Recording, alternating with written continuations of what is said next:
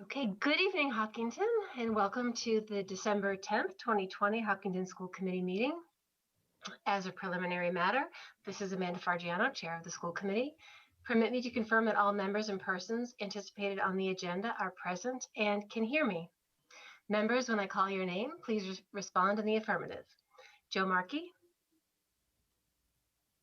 Here. Nancy Cavanaugh? Here. Meg Tyler? Here. And Leah Betty Rafferty is not with us tonight, and I am present. Staff, when I call your name, please respond in the affirmative. Dr. Carol Cavanaugh? Here. Ms. Jen Parson? Here. Ms. Susan Rothermick? Yes. Okay, and we have some anticipated speakers tonight. Thank you for joining us. When I call your name, if you would please respond in the affirmative. Ms. Lauren DeBow? Here. Ms. Ann Carver? Here. And Ms. Vanessa Bolello? Here. Great. Later in the evening, I will introduce the Select Board and the Appropriations Committee. They'll be joining us for the second half of the meeting. So, good evening. This open meeting of the Hopkinton School Committee is being conducted remotely, consistent with Governor Baker's executive order of March 12, 2020, due to the current state of emergency in the Commonwealth due to the outbreak of the COVID-19 virus. In order to mitigate the transmission of the COVID-19 virus, we are complying with the executive order that suspends the requirement of the open meeting law to have all meetings in a publicly accessible physical location. All members of the public bodies are allowed and encouraged to participate remotely. The executive order, which you can find posted with the agenda for this meeting, allows public bodies to meet entirely remotely as long as the public body makes provisions through adequate alternative means to ensure interested members of the public are provided reasonable access to the deliberations of the meeting. Ensuring public access does not ensure public participation unless such participation is required by law. This meeting will feature public comment.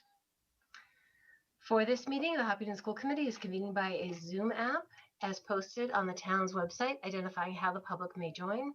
Additionally, this meeting is being broadcast by HCAM. Thank you very much, HCAM, through its many channels, YouTube, Facebook, and its TV channels on Comcast and Verizon. Please note for the Zoom meeting that this meeting is being recorded and that some attendees are participating by video conference.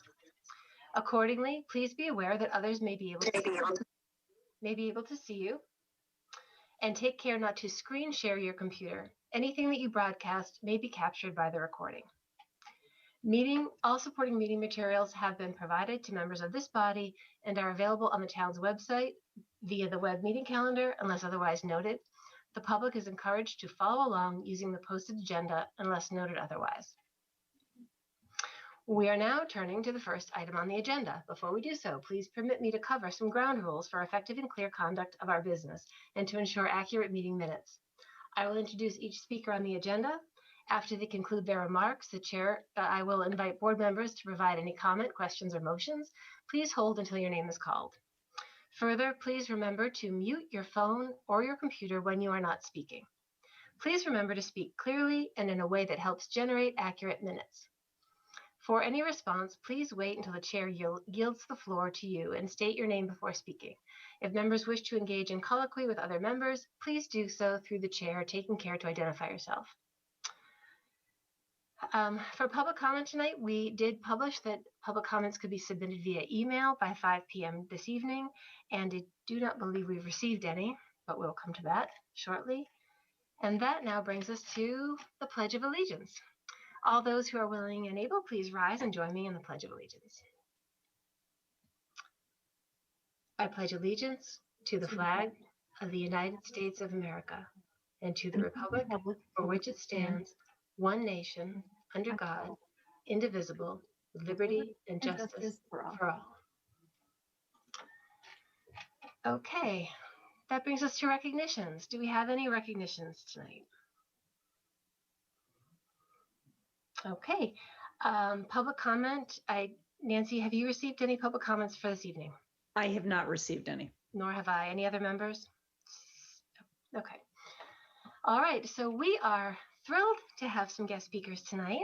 We will be hearing budget presentations from our elementary school principals, as well as the central office. And I believe we are beginning with Marathon and Ms. Dubois. So welcome. Well, thank you for having me. It's always good to be here, whether it's in person or Zoom. And it's hard to believe it's time to start planning for next year, but here we are. So um, my budget presentation will actually be very brief, and I'll explain why. We don't have a need for any additional general education staff. And I'm going to say that's attributed to the support we've received over the years. Last year, it was approved for some additions. We now have an ELA tutor this year. We have an additional classroom teacher at first grade and an additional paraprofessional. So those approvals have carried us through and will carry us through next year as well. When you had some budget presentations earlier this month, you'll see marathon needs were under the special education budget. We have had an increase in our special education population. Last year, we added a preschool class, and a number of those children are now age ready for kindergarten. So we have an added increase to our intensive special needs population. So those changes are reflected in the special education budget.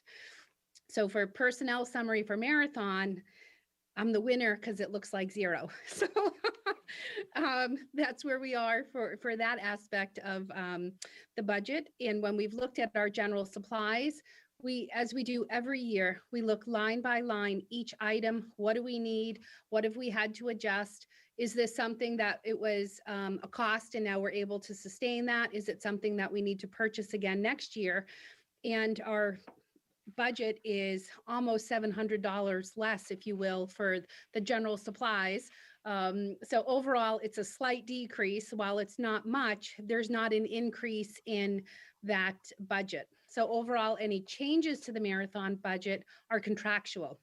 Steps and lanes, changes that staff may have as they've continued their education and their schooling, or just contractually when it's time for them to move on to the next step. And I'm in this good position because of the support over the years that we've received. So what that means for kindergarten and first grade is next year we are planning for 13 kindergarten classrooms. We currently have 13 now. We are planning on 14 first grade classrooms, and 14 is what we have now as well. And I had a question asked, what happens if some of those numbers change in enrollment over spring when our enrollment opens, our registration, or the summer? If need be, we will need to adjust our numbers, and perhaps instead of 14 first grade teachers, maybe we shift that and it's 14 kindergarten teachers and 13 first grade teachers. Based on the numbers that we have now with our projected enrollment, those numbers would give us an average class size of 20 in each class at K and 1. We're projected to have 283 first graders and 265 kindergartners, which is a little less than what we have, now. So we can readily accommodate those students. You just look so calm and happy, and I think you just such a nice calm presence. Because I'm thinking, wow, we have kids who just delayed kindergarten, and who knows what's going to happen. And I mean, I really appreciate your work to keep this budget tight. So the calmness, it's there, but there's a lot going on, because with the increase of our special education population, we will not have our family resource room next year. That will be a student-centered room. So it'll be the planning of, does that become an intensive classroom, or does that become what was the art room because there's a bathroom? We'll have to see what the numbers are and where that goes. So there'll be a lot of work. We'll always get it done and make sure that we've got great things set up. And something that I'm fortunate is we have a great staff who are collaborative and work together, and are appreciative of what we've received over the years, because you have supported us well.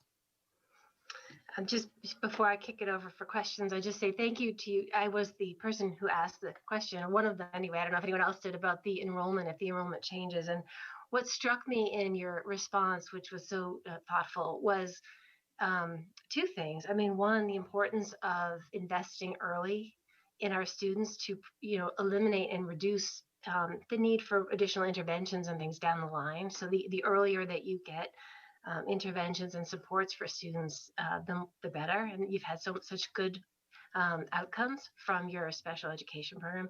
The other thing that really struck me is if you do see enrollments that don't align with what you're budgeting for, it really brings into light the facility constraints that you have. I mean, we've heard about the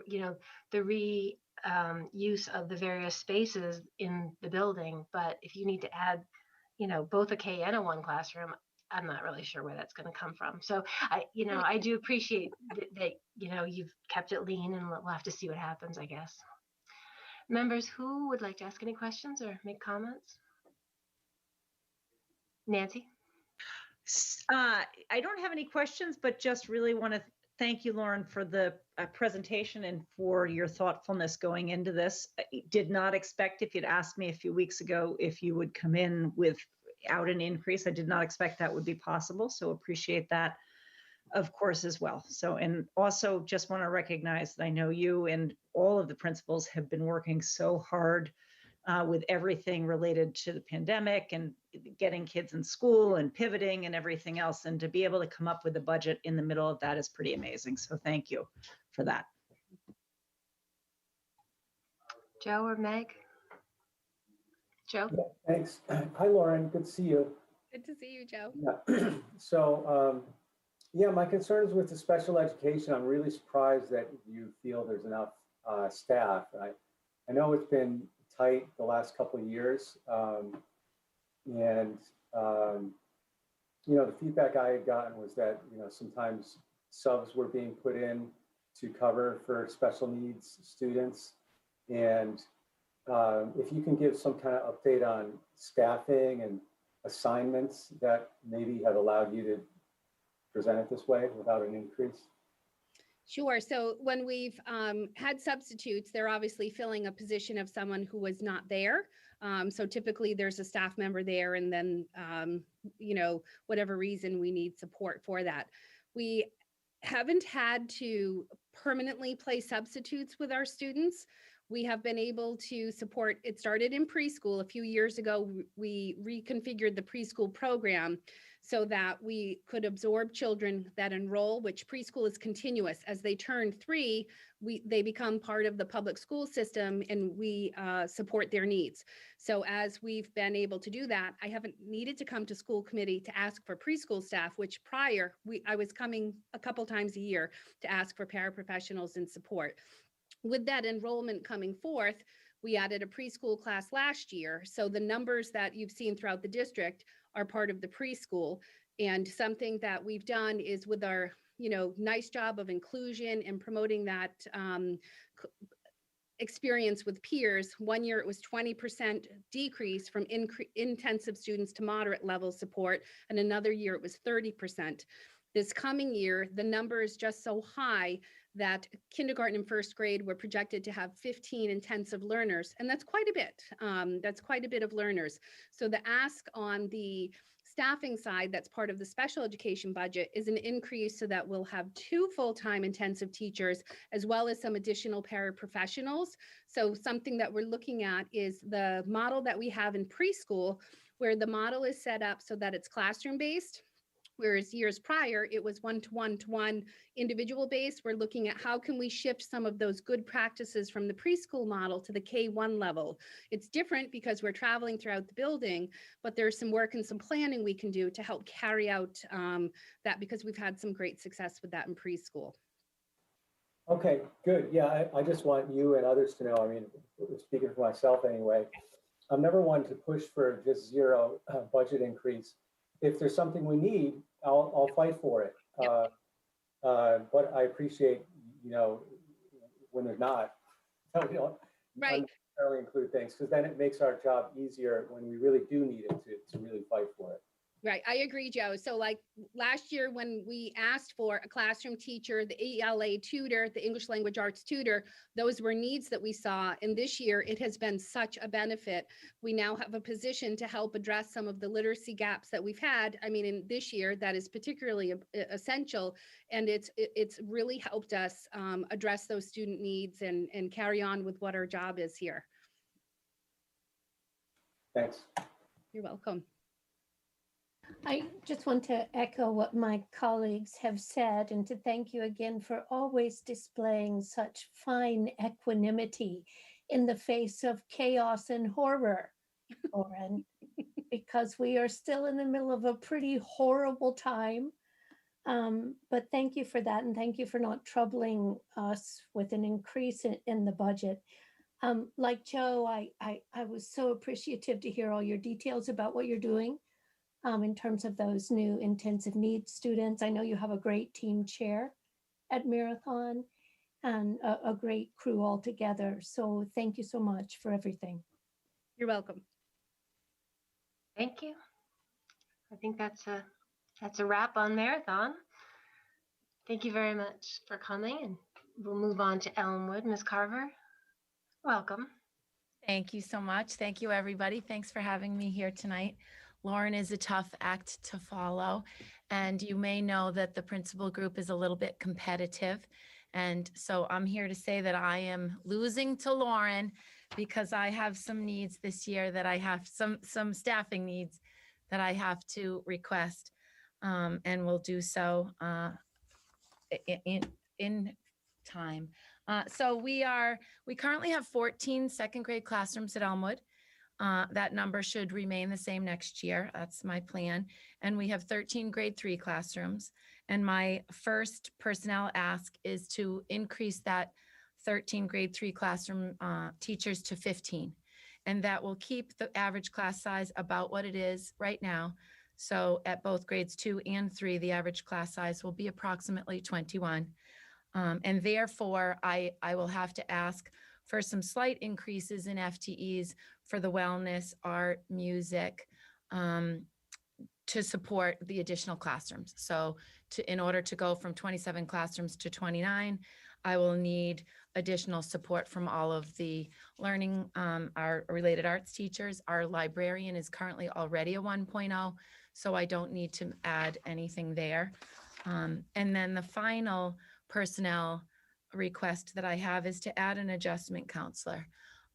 We had previously had a 0.5 adjustment counselor, and during last year's budget season had to make some really difficult choices about where to ask for things and where to make cuts. And unfortunately, the 0.5 position was eliminated.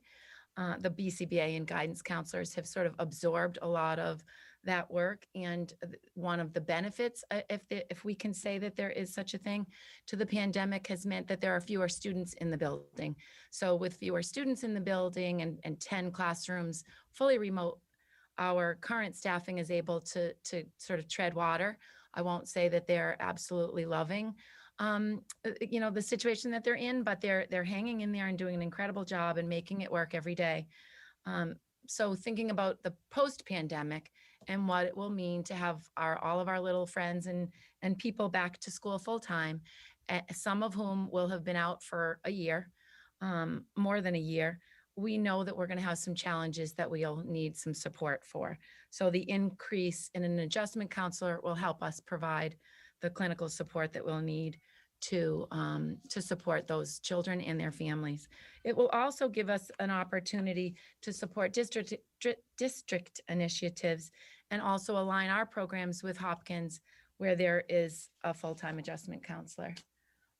What I did this year, as Marathon did, and as we try to do each year, is really look carefully at the supplies we have, the requests for materials that we need to ask for each year. What do we really need? What do we have extra of that we could continue to use? And so I was able to basically level fund the expense account at Elmwood, and hoping that without having to ask for too many more expenses, I can ask for the personnel that we desperately need. And if I could just take a minute to thank the staff at Elmwood. I appreciate that you've recognized us, but the teachers are really the heroes in all of this work, and the staff have been doing an incredible job of handling every single, I said to the staff this week, quickly pivoting to remote is not ideal for anyone, but the teachers did it with sort of seamless energy and moved right into it. They're taking every challenge, no matter what it is, and making it work for kids. and for themselves. And I'm really appreciative of that. So I wanted to say that tonight. And that's it for me. Thank you. I will say that for the last 2 Wednesdays, we've been hosting office hours, and we've had a lot of parents with younger kids in the age range of your 3 schools. And repeatedly, I mean, every person, they talk about challenges, but they always say the teachers are exceptional. They always say the teachers have done so much. We love the teachers. They're exceptional. What they struggle with is other logistics and the Yes. model, and but they go out of their way repeatedly to comment on the wonderful education that the teachers are trying to provide in the pandemic, and they just really respect the staff that you guys have. So And I have noticed, even just being outside at arrival or dismissal, parents have been more grateful and appreciative than I think I've ever been able to notice in my entire career in education. I've received emails about specific classrooms. I received general appreciation for what they're doing. I think that that's really been another sort of positive side effect to what we're all going through. Is I think there's an amazing gratitude, and it really, that's all any educator ever wants, is for someone to say thank you. And that has really, it's been something that I've noticed quite a bit this year, is the amazing appreciation. Well deserved. yes, for sure. Committee members, who would like to ask Ms. Carver any questions? Joe, go for it. Hey, yeah. Hi, Mrs. Carver. Good to see Hi, you how are you? outside the drop-off line. That's right. Yeah. So on that note, I have to say that is the face of Elmwood to most parents. So when we see the greeters not just chit-chatting with each other, but actually taking time to acknowledge each child get out of the car, that's just very important, especially these days. We're all concerned about lack of socialization and all that. And I think that friendly greeting just goes such a long way to not just you're providing a great educational experience, but to provide the environment conducive to that trust that the kids need. But those greeters are really important. I hope they know it. Well, I'm going to tell them that you said so, Joe. Thank you. Yeah, you're welcome. And as for your budget request, you've kept expenses, what did you say? No increase in the expense? Actually, The head I didn't want to compare my number to Lauren's, but my number is 2,259 less than last year. So Yeah. Carol Cavanaugh can tell us who the big winner is in There the you go. expense challenge, but I did come under marathons. Yeah, so well done there. And as for the additional staffing, I mean, what can you do? It's driven by the numbers. So you're driven by the numbers of students, and you're trying to keep that classroom size to the level that we all want. So I think it makes sense. Thank you. Thank you. And Meg? can I go? Is that okay? Yes, please. And thank you so much for adding the full-time adjustment counselor, which is what we all need right now, is a That's right. full-time adjustment counselor. Can we have one? I know, I'm not sure who it is amongst us. But I think the requests are perfectly reasonable. 13 to 15, third grade classrooms, you're going to have a full house. Yes, that's really capacity, I think, for Elmwood School. Yeah, and even with the new mobile classrooms, those will be full. Okay. Yes. All right. Well, you can always return to us. Thank you. Thank you. I appreciate that. Thank you. So I guess that leaves me last, and going last, often the comments that I might have had are already said. I don't have questions for you, but again, want to echo my thanks to you and other principals, but also to all of the teachers who, as you said, are really working very hard and in the trenches. And as Joe, maybe it was Amanda that said it, really, we're hearing over and over, how wonderful what the teachers are doing is, even when there are frustrations with other pieces of this whole puzzle we have going on. Also echo support for the adjustment counselor. I know that kids are really struggling right now at higher rates than they are normally in the midst of all this. And I think what you said is a great point about some of these kids will be coming back to school after having been out for over a year. So no questions, but well done. Again, thank you. Thank you. My only budget comment is to echo what everyone said already. And I think last year the adjustment counselor was on the list, and I was a real proponent of it last year, and I'm thrilled to see it back on. I'm sorry we couldn't get it to you last year, but I really hope that you can get that this year because I definitely think there's a need. So Thank you. thank you for bringing it forward. Okay, thank you so much. And we are moving on to Hopkins. Ms. Bolello, welcome. Hi, thank you for having me. My colleagues have already said a lot of the things that I would like to say, thanking all of the staff at Hopkins School. Mrs. Carver mentioned the greeters with Mr. Markey, and at Hopkins School, we even have custodians out there opening doors for kids getting out of cars. So I would echo everything. It's really all hands on deck, from the front office staff to certainly our nurses, who are just have been amazing.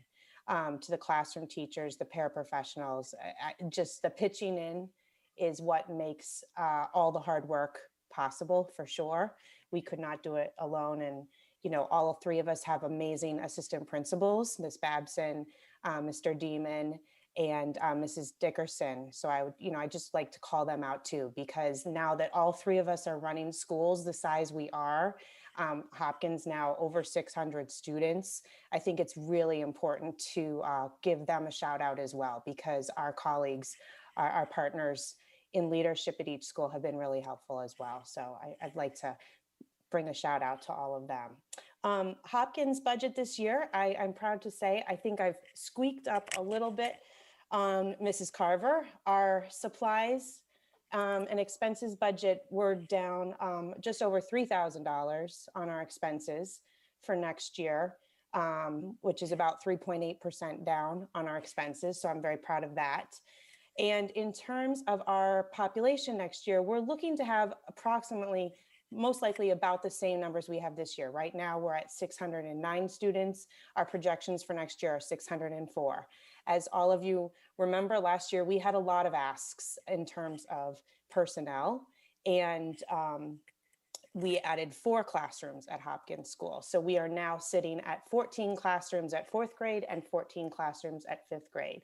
I anticipate we will most likely stay that 14 and 14, which keeps our class sizes approximately, basically exactly where we are now, which is right around 22 students per classroom.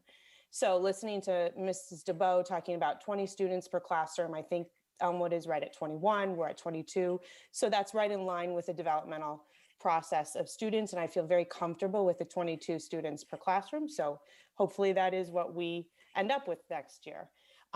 My personnel request is for an additional general education paraprofessional. So currently we're operating with 3. We have 4 budgeted this year. So I'm requesting 1 additional general education paraprofessional, bringing that to 5 paraprofessionals. That's for one really important reason. At Hopkins School, along with Elmwood and Marathon, we really believe in doing a lot of interventions for students. And that goes for students beyond just special education. We have an amazing literacy specialist at Hopkins School, Mrs. Sarah Fox, who has been in the role of classroom teacher at 4th grade. Then she was a learning specialist, and she is quite an amazing literacy specialist. But with 28 classrooms, the work that she does, it's impossible. 600 students, for her to do it alone. And we pride ourselves in our ELA interventions. This year, when most of our hybrid classrooms have, about 12 students on a day, the teachers are making it work with 3 gen ed paraprofessionals. But when we're back at 22 students in a classroom, it is really essential that we are able to offer the kind of, we use the word tier 2 interventions. So what Mrs. Fox does is definitely tier 3 and very specialized work to support students in their reading literacy development. But to have some general education paraprofessionals to be able to provide some more small group work is going to be really important. And I think coming off of the pandemic, certainly worried about learning loss, but just in general, we have quite a robust group of intervention programs that we've invested in with your support over the last couple of years that we feel would really benefit quite a lot of our students. And we just need more personnel in order to make that happen. They have to be done in very small groups. So one literacy specialist, just not quite enough to support the ELA intervention needs we have. So that is my one personnel request. And I believe that takes my overall budget increase of about 1.3%. So I think that's it. Thank you for that. Who wants to go first? Meg, would you like to go first? Sure, sure. Very reasonable requests. Thank you so much. And thank you for calling attention to the fact that these kids will be pretty stressed next year and need that added support. Can I just make a plea to the general world to pay these poor paraprofessionals more? I mean, $22,000 a year for all the work they do. I find that just gobsmacking. I probably shouldn't say those things, but they do a lot of work and they have to carry a lot of heavy weight in the schools. So I'm just surprised that they don't get paid as much as folks who are working at Whole Foods. Yes, I would agree that they are indispensable. And I think, in order to make sure I had the classroom teachers this last year, I had made those cuts, and we're living that every single day. And we could not operate without them. They are amazing, all of them. And the flexibility that they show day in and day out supporting us. And I think, having somebody as skilled as Sarah Fox to be able to help teach them. She did serve as a literacy coach for a year as well. So I think her ability to use, she'll run some of those intervention programs, but having support staff to implement it. That's great. I really think they are the unsung heroes of the schools. And I often wish that I knew the names of all the paras in the classrooms that my child travels through. Because I'm sure that we don't get to express our gratitude to them enough. Thank you. Thank you. I would completely agree. Joe? Yeah, great. Thank you for the presentation.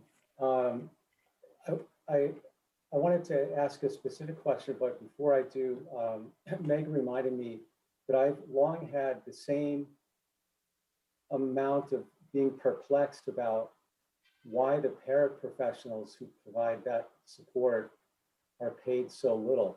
Like in my experience, they're more hands-on, always on than a general ed classroom teacher, and their skill set is more specialized. And to me, that is generally in the industry where I am, those are the highest paid people. So I know it's something to do with this big system that I'm just getting oriented to, but that's my mindset. So I just wanted to share that. So Meg's not alone on that one. My other question was, I know for my two older kids, there seems to be like a fairly big jump from third grade to fourth grade in the area of math. And especially coming out of this year where we're not necessarily at full speed or full pace covering the curriculum. What about, you mentioned reading support, but how are you planning to handle additional math support that might be needed due to the unique circumstances this year? That's a really good question. So, primarily the paraprofessionals, I would see them working with ELA.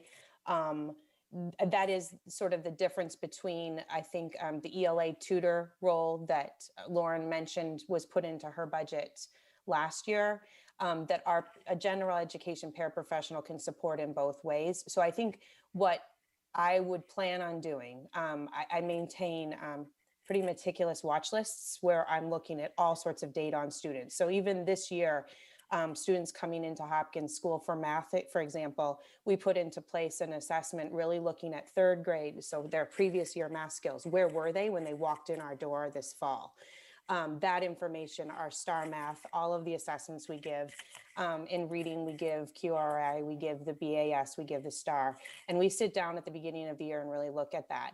So this year I have a 1.0 math tutor. It's split between two people. And I mentioned Sarah Fox, and we sit down at the beginning of the year, we look at all of that data and then determine our groupings from that. So it's not something that's done in advance. We're really looking at and then prescribing based on student need. So I know that some of these programs I was mentioning for literacy, right now, the kinds of interventions Sarah Fox is giving are different. In terms of our math supports, I think we'll be able to, knock on wood, we're back in the building with our math tutors, that 1.0 position, the way they support students can do more of that math work. The other shift, moving into the math program that we're using right now, the workshop model is working pretty well. And you're right, we'll have to see how that looks next year when we go back to a normal 22 students. And that's why I think we'll take a look at our watch list data. And by keeping it a general education paraprofessional, rather than saying I'm looking for an ELA tutor, number one, it's a cheaper position, unfortunately. Like you mentioned, in terms of their salaries, it's unfortunate. Of course, I don't have anything to do with salaries in that way, but the general education paraprofessional gives me more flexibility to assess the needs when they walk in. My anticipation, based on what we've seen this year, is that the need is going to be greater in ELA than math.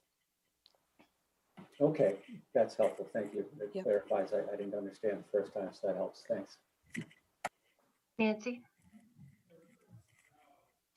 So I don't have any questions. I like that you're looking at kind of next year in a way to acknowledge that some of our students are going to be coming back struggling in ways. It sounds like ELA, for different reasons, I'm sure will be more challenging, but it sounds like you put a thoughtful plan together to meet that for next year. So thank you. Yeah, I think we're really finding even this year, and with the concerns about math, that students are doing pretty well on the assessments the teachers are giving already. They're finding some great success. So hopefully it'll continue. You're all doing amazing work in not ideal circumstances this year. So that will hopefully carry us through as well as it can next year, and we'll be ready to catch when we get there. I agree. Thank you. Yeah, I think everyone's pretty much said it all. I'm really happy to see that you're asking for ELA support. I don't have the data at the top of my head like you do, but I feel like somewhere between like 5th grade and middle school, kids sometimes start to step away from reading more. And,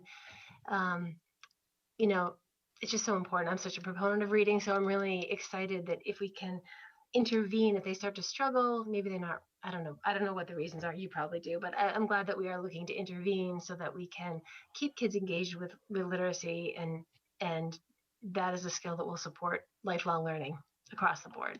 So I would agree. I think, especially at this sort of juncture as they head off into middle school, to just have that support available is great. Thank you. Yeah, I think, both Elmwood and Marathon are utilizing the Foundations program, which is really looking at encoding and decoding. And we are finding that we have a cohort that come up to Hopkins School still with some needs in spelling and decoding work. And that's really where I see that there's a good potential with having this additional support. So thank you. Great. Thank you to all of you. Does anyone have any last questions for our elementary principals? I love seeing all you together. I know. The 3 of you. I feel like the world is in safe hands. That feeling will diminish as soon as you exit. Kidding, joking. Well, I'm going next. That's a good setup. Well, thank you so much for joining us. I know your days start early and they go late, so I really appreciate you taking the time to come and share your budgets with us and all the great work you're doing. I'm just so grateful, as we all are. So thank you. Have a good night. Thank you. You too. You're welcome to stay. I mean, our meetings are fun. As much as I'd love to hear Carol's next presentation, I'm going to scoot along. Thank you so much. All right. Have a Thank good you. night. Good night. We're moving on to Dr. Cavanaugh with the central office presentation. All right. You had a great lead in there. I did have a great lead in, and I don't think my numbers are going to be as wonderful as the 3 elementary school principals, unfortunately. So I will start by letting you know that the overall budget is increasing by $141,813. Um, and I think that we are in that place because of a couple of big drivers, and essentially those things are legal and transportation, right? And so those are really things that are sort of outside of our control. We do have a single personnel request, and that is for a .2 FTE benefits coordinator. Right now, we have a person who does that job, and she works at .8, and so she's with us 4 days a week, and Fridays are her days off. And I can't tell you how frequently on a Friday we're reaching out to her to ask a question or ask her to just, complete some task that just can't wait. And this particular position has actually been on the table before. So it was there last year and we didn't bring it forward, and it was there the year before and we didn't bring it forward. But yesterday, Mrs. Rothermick and I had a conversation with Mr. Kamalo and the town CFO, Tim O'Leary, and we started to talk about what happens when you continue to add students. And when you continue to add students, you continue to add more faculty. And in terms of just our benefits coordinator, her numbers with the increases in all of these teachers that we've seen have gone up over the years, and yet we have not ever made her whole. So these incremental kinds of additions, this .2, while it feels like, do you really need it? We are kind of at a breaking point. And so I'm really advocating for this .2 position this year. You can see that 1/5 of her salary is listed there at $11,871. So that is the only central office personnel request right now. In terms of expenses, there's some things that have gone up and some things that have gone down, but what has gone up has gone up. So we are requesting $2,000 in additional superintendent advertising. And I think that will help us to sort of broaden our reach in terms of attracting candidates. But what we've also been doing this year, as you can imagine, is just advertising for positions and not being able to fill them, and then advertising for positions and not being able to fill them. So for example, if you're looking for additional school nurses, you can't find them. If you're looking for additional paraprofessionals, you can't find them. It's just that people aren't looking for those jobs right now. And that's not unique to Hopkinton. That's something that's happening in every school district all over the place. When I talk to friends in other districts, they'll tell me it's very difficult to fill positions. So we do need an additional $2,000 in advertising.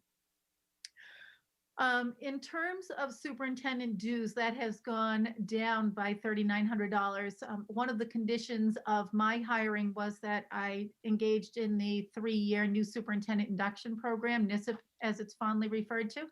And so I am completing my 3rd year in that. So the cost for NISIP will go away. And I know that NISIP is, especially in the earlier years, it's kind of a hefty little price tag. But I will say that any district should send their new superintendent to NISIP, because it's an amazing program, not just in terms of growing the superintendent, but in terms of growing the district. So they do a really nice job. And that's run by the Mass Association of School Superintendents, MASS. So that is out.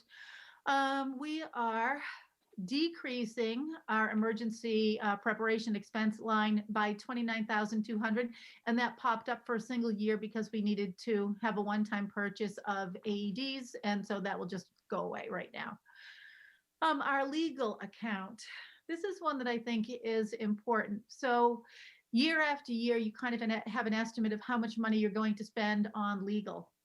And there's really no predictability around it. I mean, to some degree, you might have a sense that, you're entering into negotiations with different bargaining units in your school community, and that would make you bump it up maybe a little bit.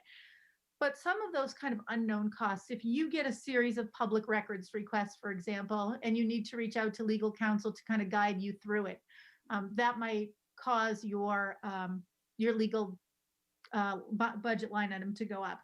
Sometimes you're dealing with contracts and they're not labor contracts, but rather they're vendor contracts. So, a good example are the new buses that we've acquired through that grant. So you've got to kind of look at that. Or when you do a solar project, you've got to kind of look at that. So there are vendor things there as well. Sometimes the district is sued, and so a lawsuit can cost you an awful lot of money. Sometimes you have to discipline an employee, and that can cost you money. So as you kind of go through all of those processes, the lack of predictability, doesn't really let you know how much money you want to spend on your legal budget in a given year. And it might look like an awful lot as we bump from 80,000 to 146,000 for next year.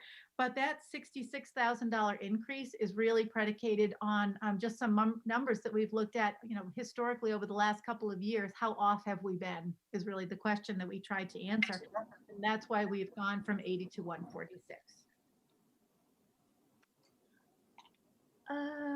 All right, the superintendent technology increase, that's up just over $8,000. We have added the smart student IDs, and I think in the long run, we're going to be really happy that we have them. Initially, for the first year, they were paid for with CARES money, and what that has allowed us to do, it's been pretty amazing. So just in terms of even contact tracing, when we want to know who's actually in the school bus, we can just access that data, and it tells us who got into the school bus and who got off of the school bus.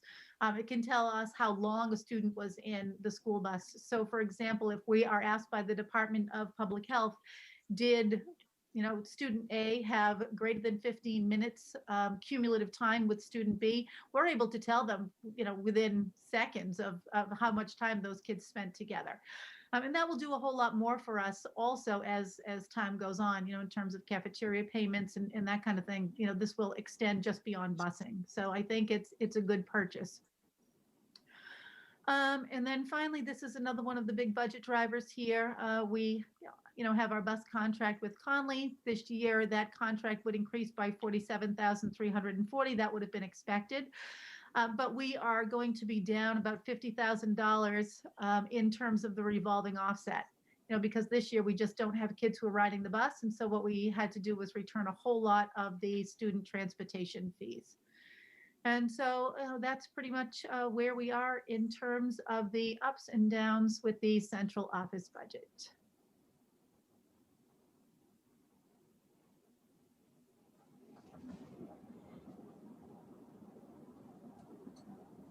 Did Amanda disappear? So her power has died. So I believe that she will be coming back in on another device potentially. So does somebody want to start? We can carry on with questions for Dr. Cavanaugh. Sure. Thank you for the careful budget. And yes, I've seen that benefits enrollment assistant appear before my eyes and vanish for a number of years in a row now. So I'm glad you're asking for that again. When I first saw superintendent advertising for 2000, I thought, well, we don't want to lose you. And then I realized it wasn't advertising for another you. The 66,000 in legal fees, ouch. But having experienced what we have the past 7 months, I'm surprised that it's that little. Yeah. And, this is a year too that we will go into negotiations with 3 different bargaining units. So. Yeah. But thank you for your work. Mm-hmm. Joe, do you want to go next? Sure, yeah. So, it's basically the drivers of the increase are legal, technology, and the bus contract. So those are the 3 main. I would pretty much say legal in the bus contract. Yeah. Okay, right. On the legal side, I agree, based on my experience so far and seeing the types of things that happen. So I just wanted to clarify that the increased amount, is that how does that relate to our overage on legal spending last year, for example? You mentioned it's kind of based on experience. This is actually kind of what we need. I think for the last 2 years, we have been significantly above what we budgeted for. Right. So pretty much took the last couple of years and averaged them, and 66,000 was, about where we thought we should be with an increase to next year's budget. Yeah, great. Yeah, in this environment, I see all kinds of additional types of risks as well that wouldn't have existed in prior years. So I would say at least that amount makes sense. Again, not who can predict, like you said, but right. Yeah. So I will jump in and just say that the central office budget is often, I think, the least understood from the public perspective. When people see that we have, big budget increases in the central office, I think there's a lot of questions and concerns, and I think you've done a nice job of highlighting why we have those concerns. Certainly echo both Joe and Meg on some of the legal costs this year and how it's been an unusual year for a lot of different reasons. And that certainly has been a piece of it. In terms of the benefits, I know we've been looking at that for a couple of years now, and I think for the amount of money it would cost us to make her whole and to be able to administer benefits appropriately to our personnel, that seems like a fair, good investment. So thank you. So, and I see Amanda is back, I believe. I'm so sorry. My computer just died just like that. I missed the previous comments, but I just will say regarding the benefits position, we have been growing for so many years, and we continually have these asks that are, whether it's a webmaster or a benefits position or support for the athletic director to manage. I mean, these aren't student facing directly, but they enable the student facing people to function and to function effectively. And, you know, I support the ask. I think that we, especially, you know, I can only imagine that with a whole day without a benefits person in, there are 350 some odd, you know, staff and members who may have questions, and especially with the pandemic, I think that it's a reasonable ask and something that we've put off for at least a year or two now. So Yeah, I don't have any other comments on the central office budget. Exactly on that. We also have to remember that, you know, even though we have 350 teachers, our benefits coordinator would be helping paraprofessionals and custodians. So anyone who's using health insurance and any of those kinds of things. So she really does have very, very high numbers. Yeah, it's a lot. Are we ready to move on, Nancy? No, since you were. Yes, thank you. Thank you so much for stepping in. Okay, so that does it with our central office budget. Back up to the top, we have superintendent's report. I don't believe you have the superintendent report tonight. Is that right? Right. I'm just going to make the budget report with Mrs. Rathermick. Okay, perfect. And that brings us to the chair report. Dr. Cavanaugh, do you have the slides? Do you want to share? Surely do. Just doing a time check too. It's 6:50. You're in good shape.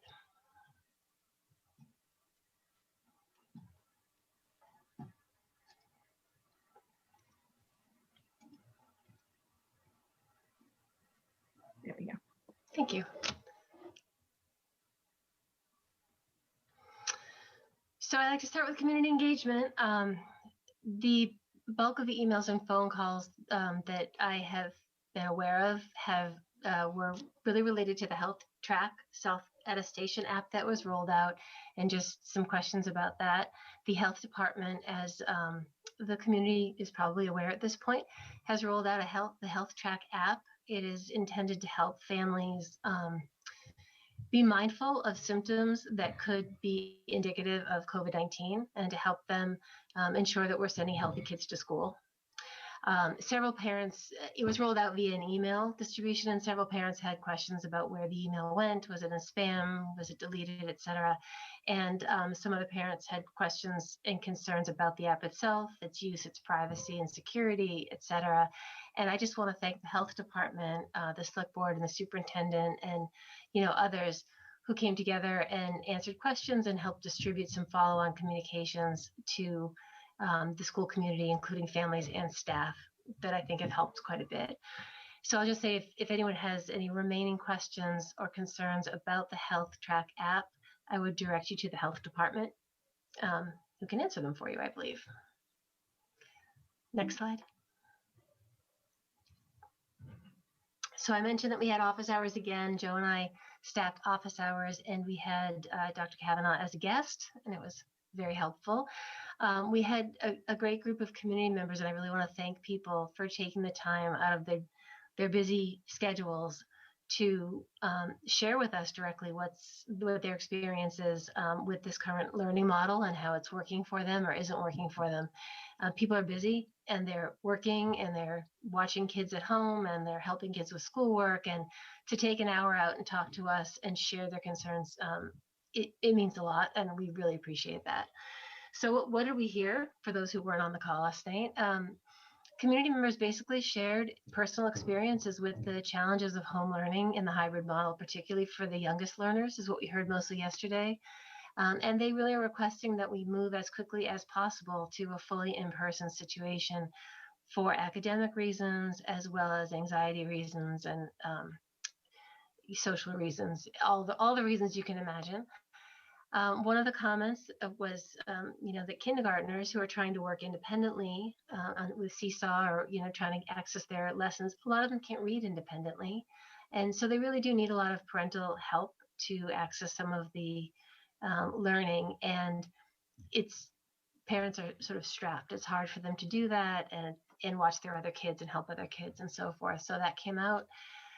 Some parents have had to leave their jobs or try to work from home while others are teaching and tending to children. And, it's just a struggle. And we recognize that. And I think both Joe and I articulated last night our appreciation for parents and what they're going through, because it's taking all of us and all of our creativity to get through this pandemic together, for sure. They're not really looking, the parents who were on the call last night were not looking for more Zoom. They really want their kids in person. It's the Zoom for their younger kids, I don't think was something they were looking for. They all said they'd be happy to volunteer with anything we need. They'll move furniture and help with scheduling. Who knows? I mean, obviously most of those things have to be done for a whole host of reasons by people who are employed by the district and handle the sensitive information and so forth. But there is a strong will in the community to support any initiative to open the doors to more full in person. And as I mentioned during the budget presentations that I put here in capitals letters, parents are continually citing the excellence and dedication of the teachers. And, amidst other struggles with just getting through this pandemic, they continually say the teachers they've been phenomenal. So want to call that out. Next slide. Community members asked why other districts can open fully in person and we can't. And it's frustrating, I think, for people to see whether it's a Catholic school or a private school or schools in Europe, schools that seem to be open and doing okay, and yet we're not. And we're Hopkinton, and we're a strong community with really well vested families. One of the callers cited Holliston, Weston, and Marlborough, all of which I think have at least partial fully in person right now. And what I know from asking a lot of these questions and what has come up in the conversations is that there are, in every district, there are layers of considerations and maybe factors in one district that aren't present in another district or whatever. And I think there's a complexity that is appreciated when you sit down with Dr. Cavanaugh and ask, well, how come we can't do that? And then you realize, well, maybe that district is using some of their middle school for their elementary kids, or maybe that district is, fully remote except for 3 grades, or, maybe that district is dismissing at 11 or 12 for lunch. There are different ways districts are going about this, but it's never an easy answer. It's always a Rubik's Cube that has been solved for a population, and we have our own Rubik's Cube. We can certainly learn from other districts, but I know it's frustrating for all of us to think, oh, wish we could open, but we struggle. So some of the considerations that do enable full in-person learning in some other districts that came up in the chatter were maybe the size of enrollment in that district. If it's a small district, sometimes there's a trade-off between grade levels who can be in person or remote. It can be an issue of transportation, maybe the town size or geography, maybe they dismiss before lunch. It can be union agreements. How did that district strike their MOA, and what were the details of that when they negotiated the reopening? And when it comes to other countries, there's different approaches, and other countries have prioritized education where they've maybe closed restaurants or bars or other businesses to limit social gatherings outside of school and made schools a priority. And that's not how the United States has gone about this. In Hopkinton, to open fully in person, we've talked about this before, but we couldn't do that and maintain 6 feet of social distance. So we'd have to get comfortable with 2 to 3 feet in classrooms. We have to plan for lunch, and there are a whole host of other considerations. Next slide. I wanted to share with the community a few excerpts I received today, I think from MASC, a joint letter that the Mass Association of School Committees and Mass Association of School Superintendents has written and sent to Governor Baker. Many of our residents have called and emailed saying the governor is asking us to open. Why aren't we opening? And I didn't really know, I don't know if my colleagues did, but I didn't realize that this letter was being written. But apparently it was. And just pulling out a few bullets, quotes from the letter. The first one sort of speaks to the fact that the world, the community in our district for sure is mixed. Every day you undoubtedly hear, is the quote, from outspoken critics who believe the current state restrictions go too far and should be eased or lifted. And you hear from equally outspoken critics who believe the state has not gone far enough. And I think from talking to Dr. Cavanaugh and seeing emails we've received, I think that's what we experienced too. I think we have a town of people who feel both that we haven't opened enough and that we should be shutting down during this surge. So the world is split, and that makes it complicated. The second quote I pulled was, for the past 9 months, we've consistently affirmed that we share your belief that children benefit most from in-person learning. And I think we've all said over and over again that when our kids are in front of their teachers and with their peers, it's the best learning environment. They go on to say, no one disputes that remote and hybrid learning pale in comparison to the full experience of students being in school with their teachers and classmates. Another quote, the most challenging requirement, ensuring 6 feet of social distancing among all children and adults at all times, made it impossible for schools to return to full in-person learning in the fall. And what has been conspicuously absent from the calls for reopening the schools is any mention of the role that the teachers' unions have played and continue to play in these decisions. And it is a factor. And when people talk about, Catholic schools or private schools that have been opened, it's a different management model. It's a different staffing model. And we negotiate with the teachers' union, as does every other district in Massachusetts. And there's a statewide teachers' union, and it is a factor, has been a factor in how schools and districts have been able to reopen. And the last thing I pulled was, now more than ever, we need elected officials. This is from the letter again, not my quote. We need elected officials at all levels of government to deliver a unified message about the complexity of this public health situation and to work together to educate the public about the vast array of variables that must be considered when setting public policy in response to the pandemic. Instead, our members, meaning the school committee members mostly, find themselves continuously trying to correct misinformation and educate their constituents about the unique circumstances in each community and the complex set of factors that contributed to the learning model adopted in each district. And I pulled that quote because I found both this week and last week on the office hours calls, I do feel like there are so many good ideas, but as we sort of explained, there are a lot of considerations that go into determining what the best learning model is for the district. And it is a complex set of factors, as they stated in the letter. So anyway, I wanted to share that with the community and just let you know this letter did go out. I don't know if there's been a response yet, but it was basically just a request that the governor acknowledge and speak to the complexities of the environment. And Joe, did you have anything to add about what we heard at office hours before we go on? Regarding office hours, no, I think that's right. I think you highlighted on the slide the relevant topics that came up. I don't think you put on the slide, but verbally you spoke to it. There's just a high level of frustration and I would say disbelief that we can't come up with some creative solution to the challenges. I love the letter too, by the way, to the governor from the MASC.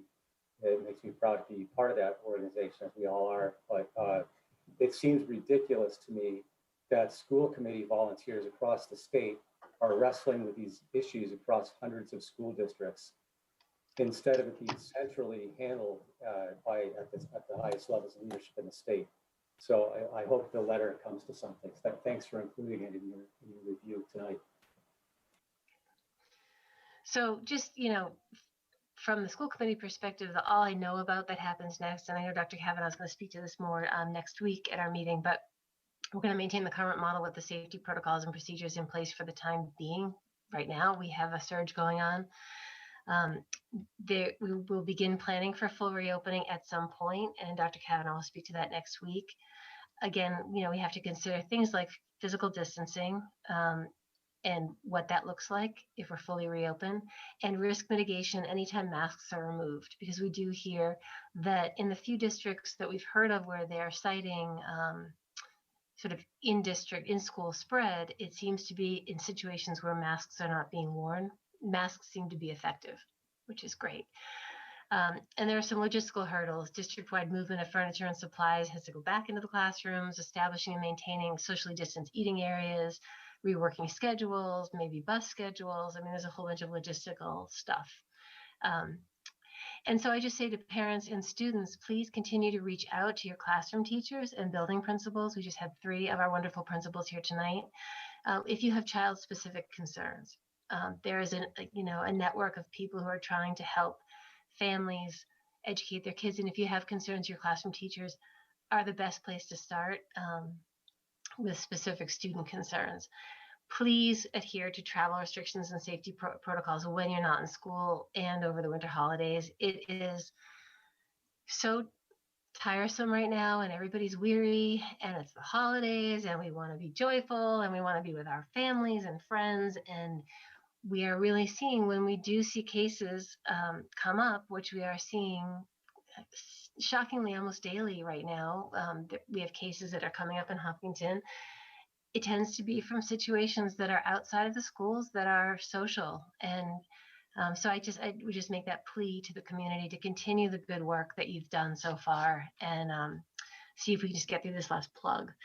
And continue to please come to our office hours and share district level concerns and insights with the superintendent and the school committee, because both Joe and I were talking after the meeting, and it just means a lot to hear from you directly.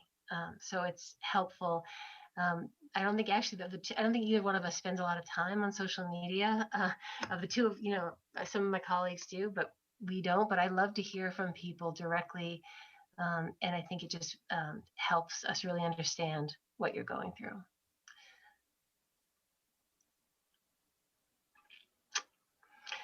And then the mundane. I signed some warrants, which we'll go over at the end of the agenda tonight. Nothing shocking. That brings us to liaison reports. I'm going to check the time. We're well ahead of schedule. Nice. Does anyone have any liaison reports for tonight? Oh, does anyone have any questions about the chair report? I should ask first, since we have a little time. I do not have any questions, but you should knock on wood every time you say we're ahead of schedule. I know, Okay. And liaison reports. Nancy, did you have one? I do not. Okay. No, Meg. Joe? Yeah, I think Susan and I have an update for the elementary school building committee. If you can believe it, that committee is still in effect from when we were building Marathon School, even though it's been open for a couple of years now. But there's still trailing paperwork to close out that project. Susan, can you explain what was signed and submitted this week? Sure. So the final financial report, if you will, which is the sources and uses for the project, has been signed and submitted to the MSBA. And what that will do is kind of complete the paperwork on the MSBA side, and that should begin to trigger that final payment to the town for the project. Great. Okay. And no one else? That brings us to office hours. We don't currently have office hours scheduled, but I probably will. Well, do you guys want to hold them next week, or we've had 2 in a row? Do you want to wait till after the holidays? I think people are pretty busy. I think it would be safe to wait until after the holidays, but to encourage people to send us emails and communicate in other ways to get to us before our meeting next week if they have anything they want to see clarification on or ask. Okay. Okay, unless anything comes up, then we will hold until after the holidays for our next office hours. So we are ready for our joint budget discussion, but I don't believe our members are here yet from the select board. So If I may, would you like to take a look at the policy? Take That it would- out of order? that would be wonderful. We can take old business item A, policy IHBHE, virtual education. Dr. Cavanaugh. I can just speak to this very briefly. I know the last time we looked at this, we had just suggested that it might make sense to have our legal counsel look at this, simply because I don't think anyone else in the state of Massachusetts actually has a virtual education policy at this time. So we did, and what you see in the packet tonight is really just the kind of updated version of that. I believe that we had put in both versions of it, the older one and the new one. And I think what you're going to see is that there really are just language changes in there that are, kind of the savor of legal language.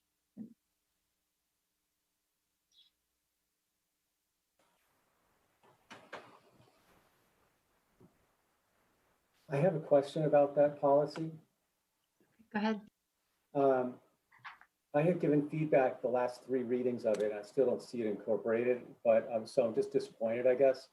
But I wondered, one of my questions had been, can we, or maybe you can remind me, is there a reason we don't include a list of those cases in which students would have a right to virtual education? Or are we just saying we provide virtual education and we leave it up to some other mechanism to decide when that's applied? For example, I'm concerned that some students who are close contacts or something, even less than that, who have to be forced to quarantine, may not have a right to virtual education during their forced quarantine. And is Yes. that something we can address in the policy, like a list of cases in which we would want to apply it? So at this point in time, I absolutely understand what you're saying. At this point in time, we can't simply add them into the policy. Those things would need to be negotiated with the Teachers Association because they would in fact constitute a change of working conditions. So I would tend to see it the other way, as the policy-making body for the school district, that we would make a policy and then it would be implemented through negotiation. But I'm new to this, so if that's really not true, I'd like to know. But it seems that first you make policy and then you implement. And we are the policy-making board. If we fail to be able to negotiate it later, then we could look at that as a policy that we have that we were unable to implement. But it's still our policy. So that's my concern. I think if you were to vote in favor of this tonight, the assumption would be that you could implement it. It becomes an active live policy. Great. See, the way, I don't know, and I don't have any claim to truth on this. So this is just an impression of mine. My understanding is that this policy is intended to ensure that when these technologies are utilized, they're done so in a way that protects all participants. Yes. So I don't know. So that's kind of where I stop with this policy. That said, I don't know whether or not there might be a different policy that might state conditions under which different learning models might be utilized. I'm not sure that they're like you put it all together. I don't know whether or not that's operational or procedure or policy related, but I kind of like this particular policy as what it was designed to be, so that whenever it is used, we are protected and what we know needs to be in place is being adhered to. Yeah, that's fine. I understand, Amanda. That's how it is because that's how we wrote it.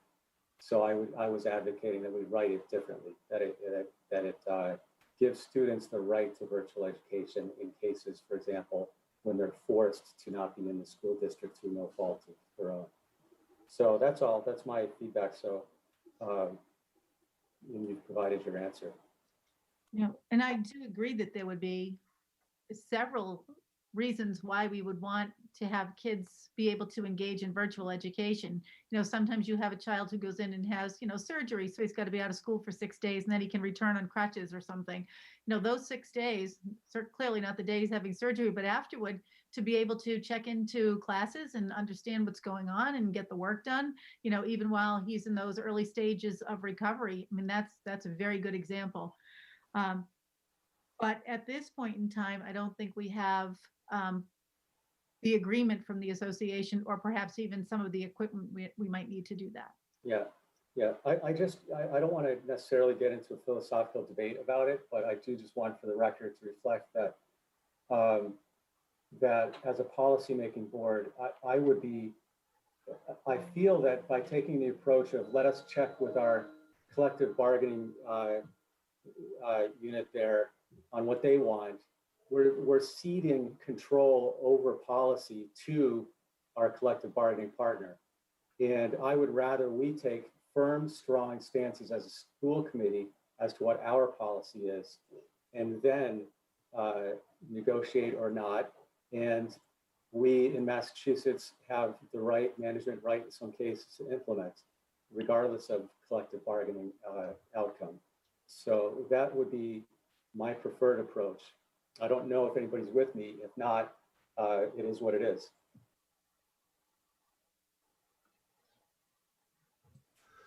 Joe, I do appreciate all your comments, and I'm still not entirely clear how we would fit that specific suggestion in this policy. I feel like this is the first of the virtual education policies ever written. And so I suspect that there will be more in the wake of this that could address some of your concerns, but we haven't had those conversations yet. And to talk about, student rights, I mean, we're still just offering the virtual education in such a kind of limited venue. So I hear you, and I think it's worth us talking about more, but as this poor little policy stands, I think it's adequate as a beginning. And I don't want to stall it further, because we can come back and we can create more policies. But this is the fourth reading of this, and we really need to get it out there. Yeah, it's been the same feedback each time, Bill. That's okay. But yeah, I see the way it's headed. That's good. It's not the first I brought up the feedback. So for you to say it's the fourth reading, let's get on with it. Well, Joe, I think we addressed some of your comments, but you and I can have a fist fight off camera, okay? Yeah. He's got to get on with some other stuff, all right? All right. I don't want to delay the meeting. Thank you. Nancy, did you have anything you wanted to add? I don't, thank you. Although I actually, now that you said I don't, I was thinking as Dr. Cavanaugh was speaking back to the conversation about our legal costs, and we put so many policies through that we've had to revise that have had to have legal look at them. That's also, I'm sure, another piece of our legal budget and why that has to increase. And I don't, Joe, to your point, I don't disagree, I guess, I think that's a big discussion, but I don't disagree that it's a discussion that we could have. The thing that makes me nervous, I think I was the one who originally asked for this, and it makes me a little uncomfortable that we don't have it, because I want to make sure people are protected, because we're utilizing this now. So I would personally feel comfortable. I would like to pass this. We can always, to Meg's point, add IHBHF or something. Like, I don't know what the next one is, but there may be another. It may be the use of virtual education. If you look at our policy manual, there are often sort of several in a theme. So, just at the risk of not having it, I'm so happy that we've got it to a place where, to me, it makes sense, and it does the first job anyway. I guess I'd like to pass it and come back to maybe when we get to future agenda items, maybe we come back to a separate discussion about where we go with policy. Yeah. Thank you, Amanda. Yeah, if we could maybe make a future topic to discuss, and maybe it's an executive session too. I'm not sure about our policy making authority vis-a-vis collective bargaining. Is there more discussion, or does anyone want to make a motion to pass the policy as written?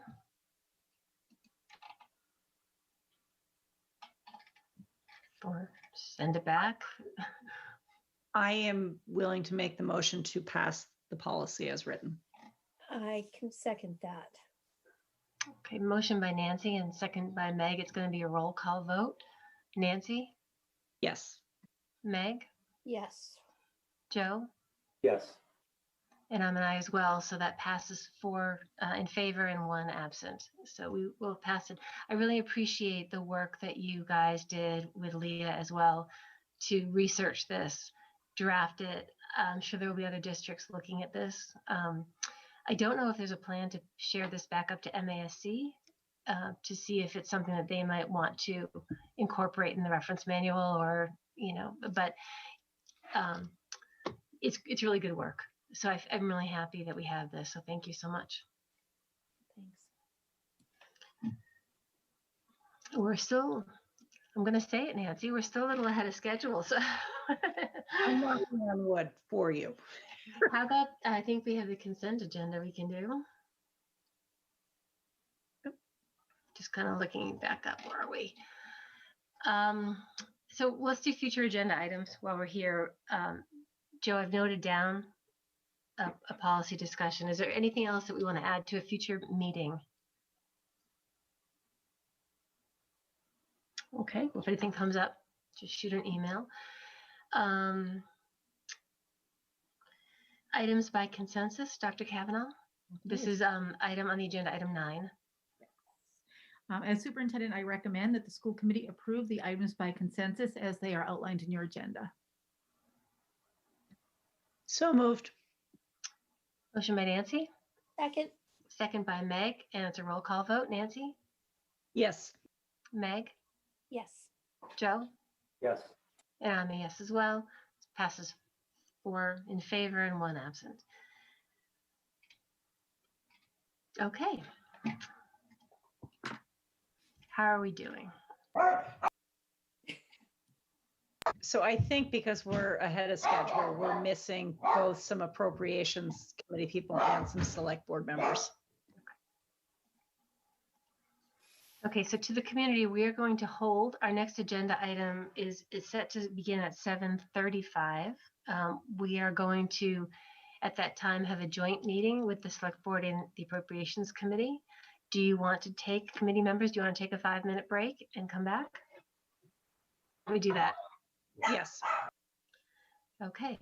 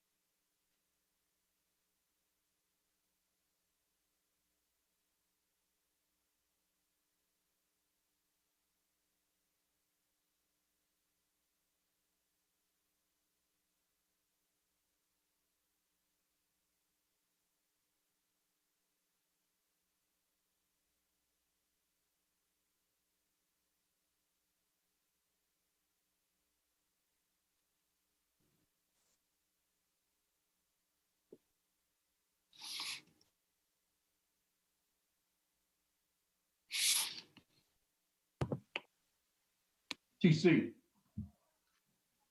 Good evening, Todd and Brian. We're just, as you may have heard, we're just in a little bit of a break while we wait for everyone to arrive. Okay, thank you. And- How you doing, Brian?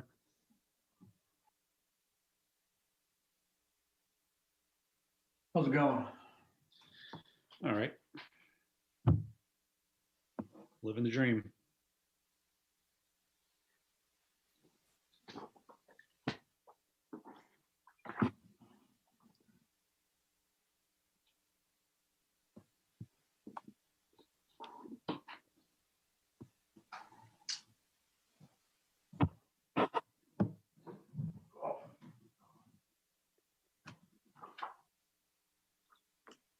You heading up to Vermont this weekend? We got canceled for Saturday for racing. Yeah. They don't want to blend families. I'm like, well, how are we going to do it any day in the next 3 months, you know? Yeah, exactly, right? So right now, I'm not sure. It's supposed to rain Saturday, I think. Yeah, I think even up by us, way up north, it's still supposed to be raining Saturday. You skied yet? I haven't. Sam's gotten up there the last couple of weekends, and he's up there now. He just got up there tonight. I drove up Saturday to ski. Yeah. Left my brace at home here in Hopkinton. That's a drag. So I couldn't do it. Yeah. You like skiing on a spaghetti leg. I sent Sam up the first weekend, and I forgot to give him the keys to the basement locker. We're all so organized. Yeah. And the second weekend, Kate went up there, and I forgot to give her season pass. Hey, Todd. Hey, how are you, Joe? I'm always alarmed when I see you. I'm afraid you got recruited back to the selectmen, not for my fear, but You're afraid? fearing for you. And then I realize you're on appropriation now. So that's Yeah. Well, he could in the spring, Joe, because there's going to be an open seat, you know. Oh, true. Let's bring Todd back. Punishment. What's that? What did he do wrong? Why do you want to punish him so much? Yeah, I know, huh? I think we have a live audience too right now. Is that right? I believe we do. We're recording as well. That's all right. Todd hasn't said anything too offensive. Yeah, yeah.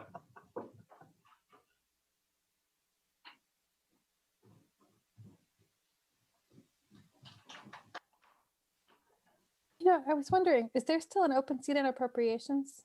Because Rebecca Roback left, right? Yeah, I think there is still an open seat. And who appoints that? That would be the moderator, the chairperson of the school committee, and the chairperson of the Board of Selectmen. Okay. That's Select nominating board. committee? What was that? That's for appropriations? Yeah. That's not a full board thing? I don't believe so. It used to be. I think we changed that in the charter. Yeah. I just got a phone call that Norman and Tim are looking for a panelist meeting invite.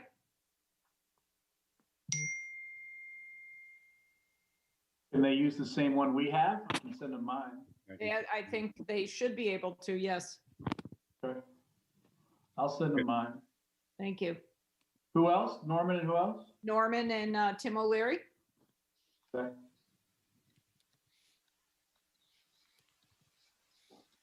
Got it, Brian. Yeah. I just sent it to him. Okay.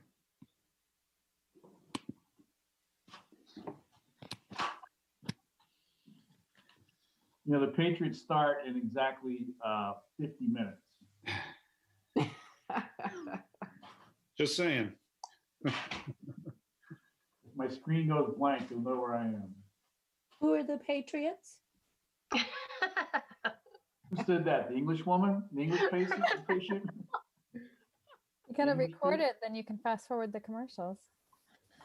I'd have to know how to do that, though. That's the problem. Todd's more of a techno wizard. Maybe Joe.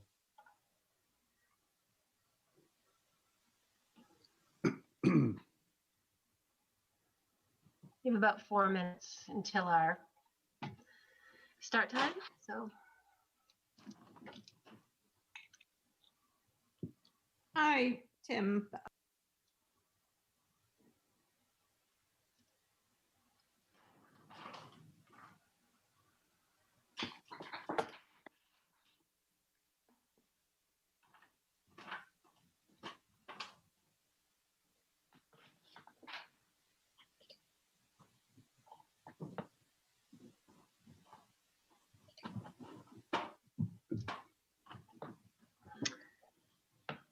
I think Brenda's on his way.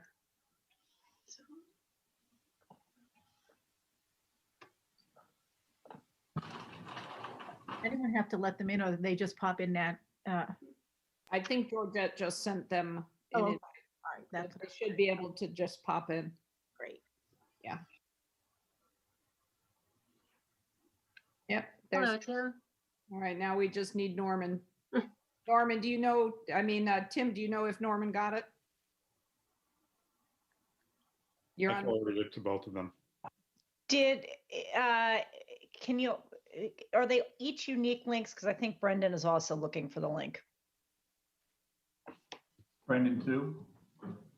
Yeah. I think anyone can use the link and then they can get promoted to panelist, even if they use the same link. I think Georgette is working the magic behind the scenes. Georgette, if you're listening, thank you. I sent it to Brendan. I'm going to text him too. Yeah, I just sent it to him too.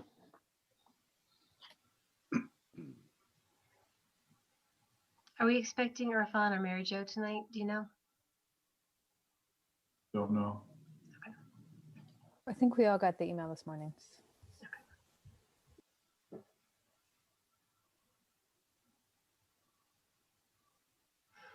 Hello, Brendan. Hello, You appear on the screen as Brian. Brian Herr. Yes, you do. I get that a lot. They look alike. Yep. We're like twins. It's like was it Arnold and who was that? Danny Lou DeVito. Ferrigno. Danny Lou DeVito, I think. No, the little guy with their twins. Danny The movie DeVito. Twins. Yeah, we're twins, Brendan. Yep. We're both Irish. We could go on Sesame Street and try it for the number 10. I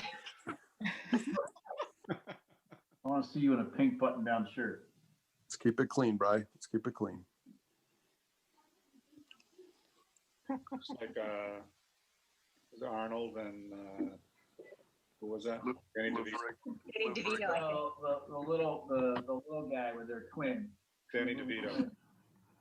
Yeah, we're twins, Brendan. Like Deja. Both Irish. Is Irfan on? Irfan just sent me a request for a link for the meeting. If you send Bryans, there'll be 3 Bryans at the Let's have meeting. triplets. Oh. I know a group of people on Facebook that would not love to see that. 3 Brians. Which group? Danny DeVito. Yeah, we're twins, Brendan. Like So- Deja. Bob, we'll just give it 1 more minute if that's all right.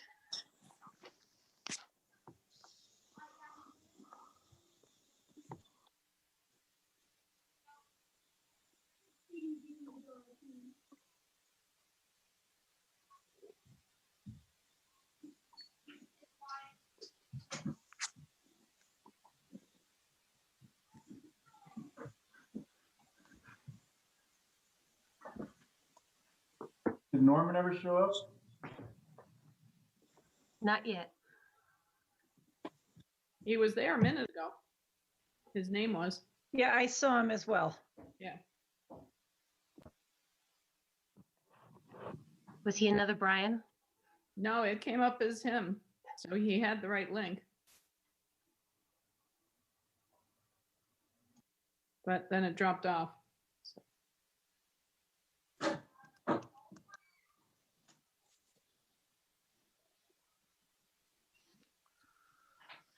All right, I sent Irfan whatever link I had, so he could be Brian too.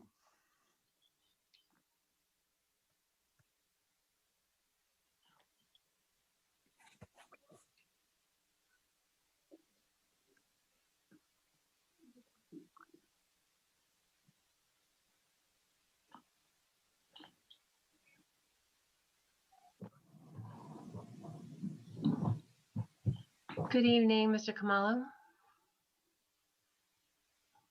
Good evening. Sorry, it took us longer to connect. No problem. Hello, Rafan. At this point, I think we have a good majority. So I'm going to say we can forge ahead if people are comfortable. Yep. Okay. Okay, so to the audience at home, this is a continuation of the December 10th, 2020 school committee meeting. We are joined by the Select Board and the Appropriations Committee, and we are going to be having a joint budget discussion. Before we begin, because we are remote, I believe that I have to do an attendance check for those participants in the webinar. So I've already checked in the staff on the school side and the school committee. So at this point, for the appropriations members and select board members, when I call your name, if you would just say I or here, acknowledge that you're on the call. Mr. Mike Manning. Here. Thank you. Mr. Will Pacheco. Here. Thank you. Ms. Amy Ruderbush. Here. Mr. Sestari. Here. Mr. Mannon. Yes, here. Mr. O'Leary. Here. Mr. Kamalo. Here. Mr. Tedstone. Here. This is in no particular order, apparently. Mr. Herr. Here. Mr. Nesrula. Here. And Ms. Lafreniere. I don't see Mary Jo on the attendance. Okay. I'll text her. Okay, thank you. Okay, so at this point, we are going to move into our agenda item, new business item A, joint budget discussion, and I will turn it over to Dr. Cavanaugh. Okay, thank you. Before I take the screen and do my slide presentation, just so that you have an idea of what it is that I'm presenting tonight, and Mrs. Rothermick will assist me with this, we're trying to give you a very 30,000 foot view of where we are in our budget process right now. All of the directors and the assistant superintendent, all the building principals, they've all come forward and shown their budgets, and we have, kept everything in at this point that has been requested. But I think what's really important for you to see tonight is the context in which we're building this budget. And there are an awful lot of unknowns, and most of these unknowns are really pandemic related. So hoping that I can outline a few of those for you tonight. And I also want you to know that in this situation, we have really taken a very, very conservative approach. So there are a few variables, and I won't say much more, but I'll get started on the presentation. Mrs. Rothermick will sort of swoop in at the end and give you the big numbers. And then we can have a good dialogue about what the school budget looks like for FY22. So at this point, I'll take the screen.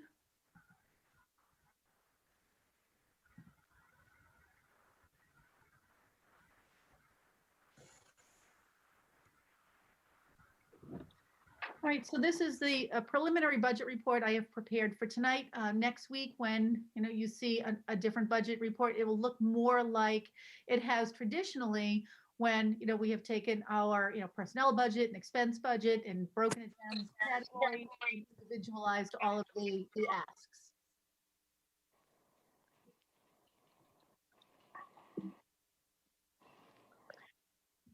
So we have some really important considerations for FY22, and I've broken them into three categories for you here. One is the question mark that we have around enrollment. We really have no idea at this point what enrollment is going to look like in FY22, and I'll be able to outline for you a couple of the reasons that that is true. Our second category is what we like to call PPE and hygiene theater. One of the things that we have come to know as a result of this pandemic is that, in the beginning, we thought that we were going to need to do all the touch points all the time, and that we were, spraying disinfectant sanitizer all over everything, and everybody was wearing masks, and we purchased face shields for everyone, and there's plexiglass all over our schools.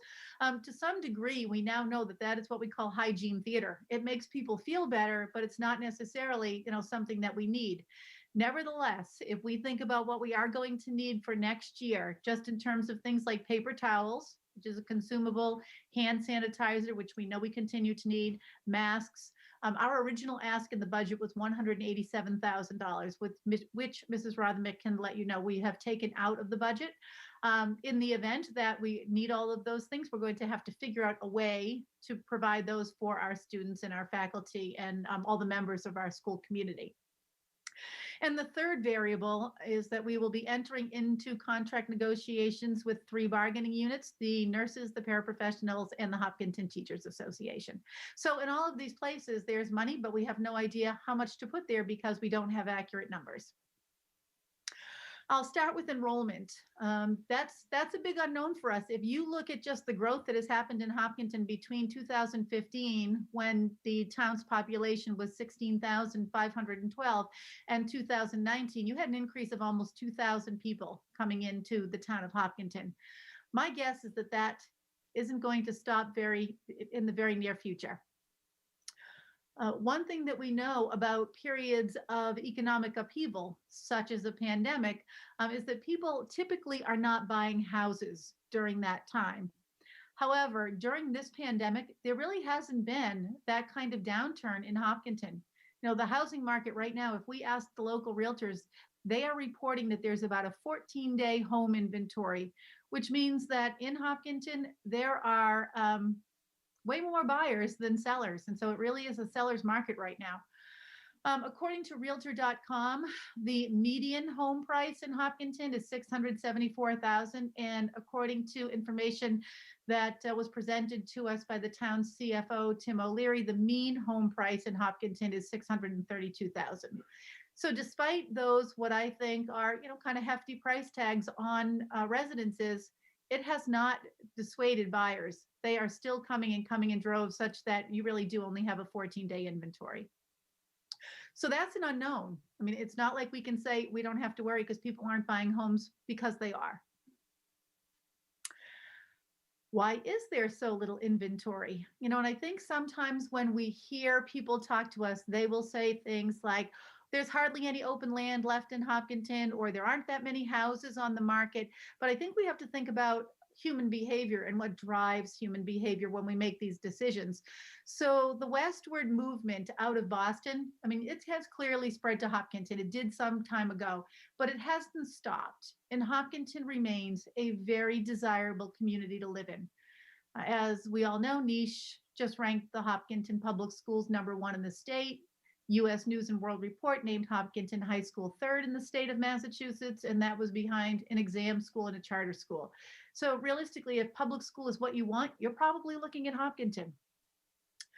There is an easily accessible commuter rail line in neighboring communities.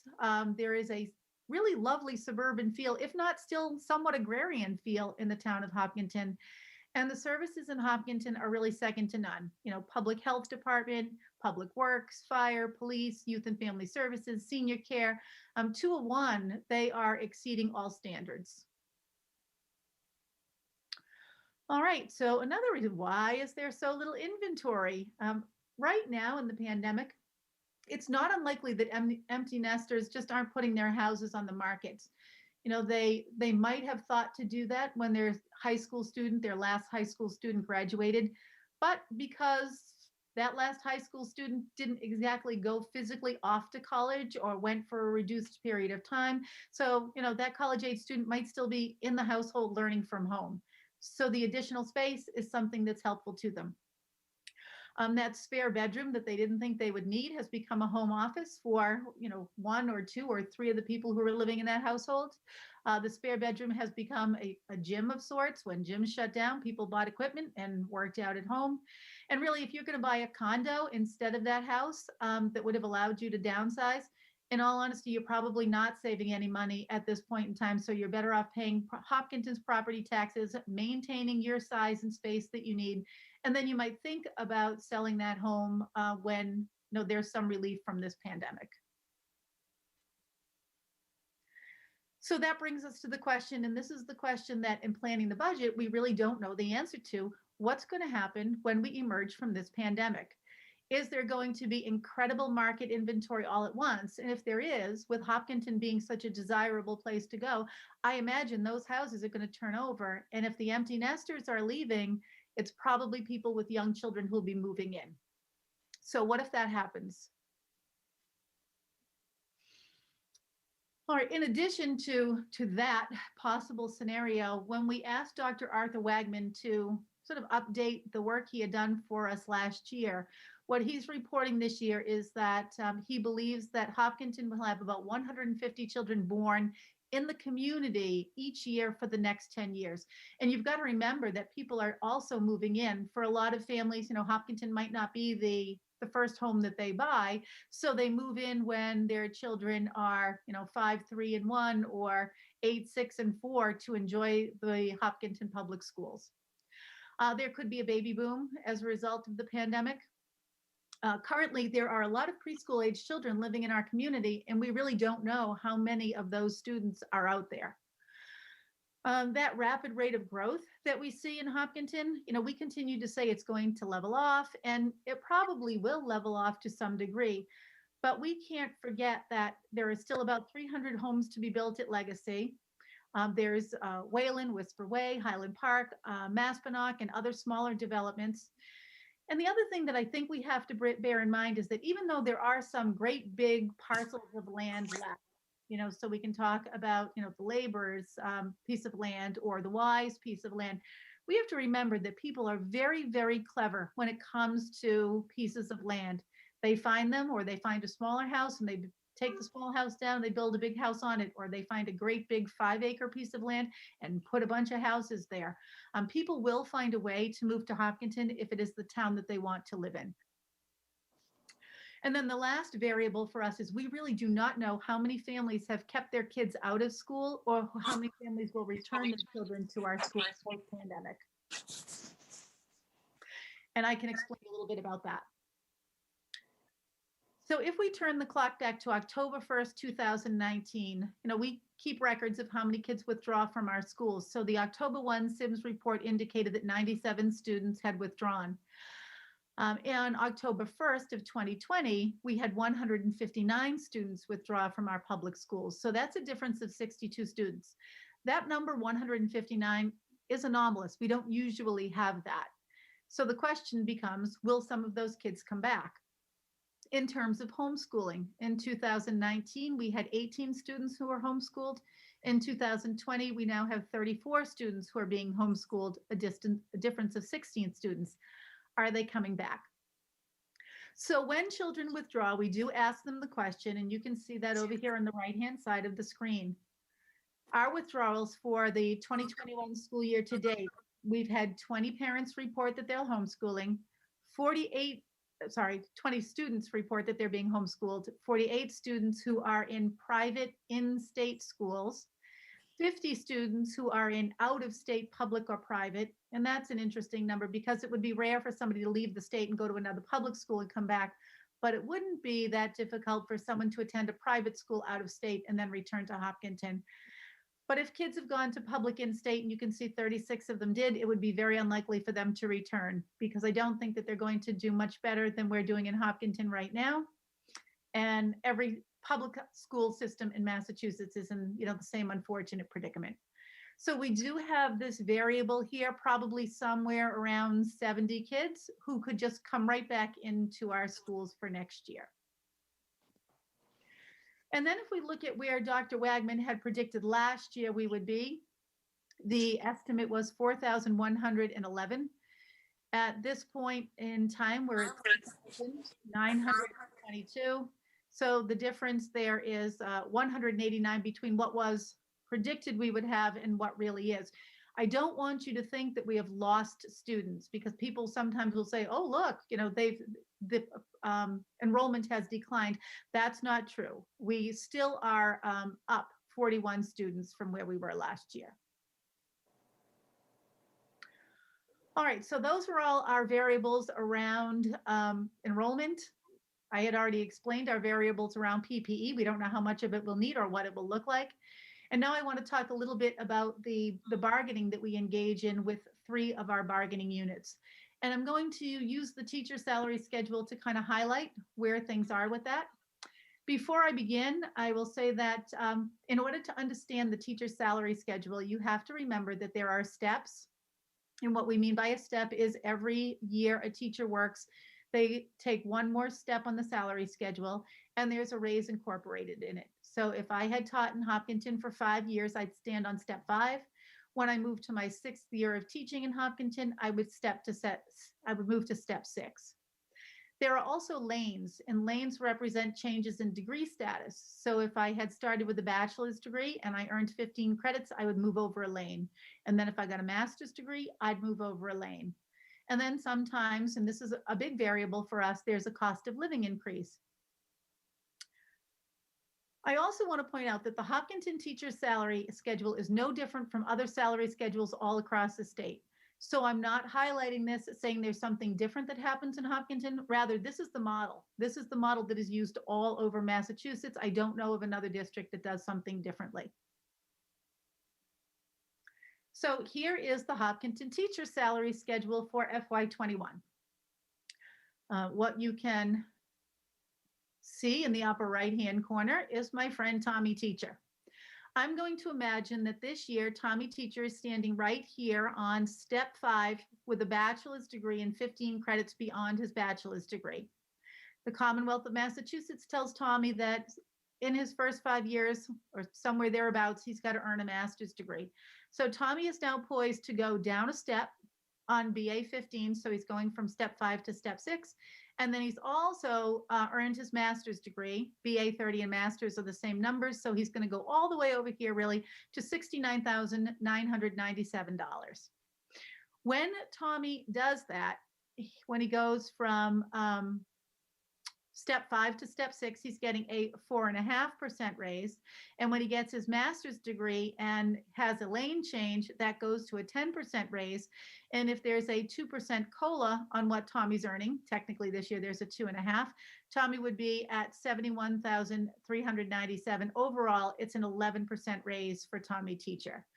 So when you look at this, you say, oh my goodness, I thought we were giving the teachers a 2% raise, but embedded in this structure is something very different.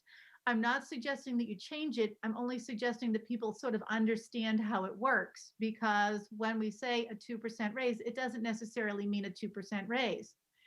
But when we look at our other friend, who is Tina Teacher, we say that Tina Teacher has master's plus 30.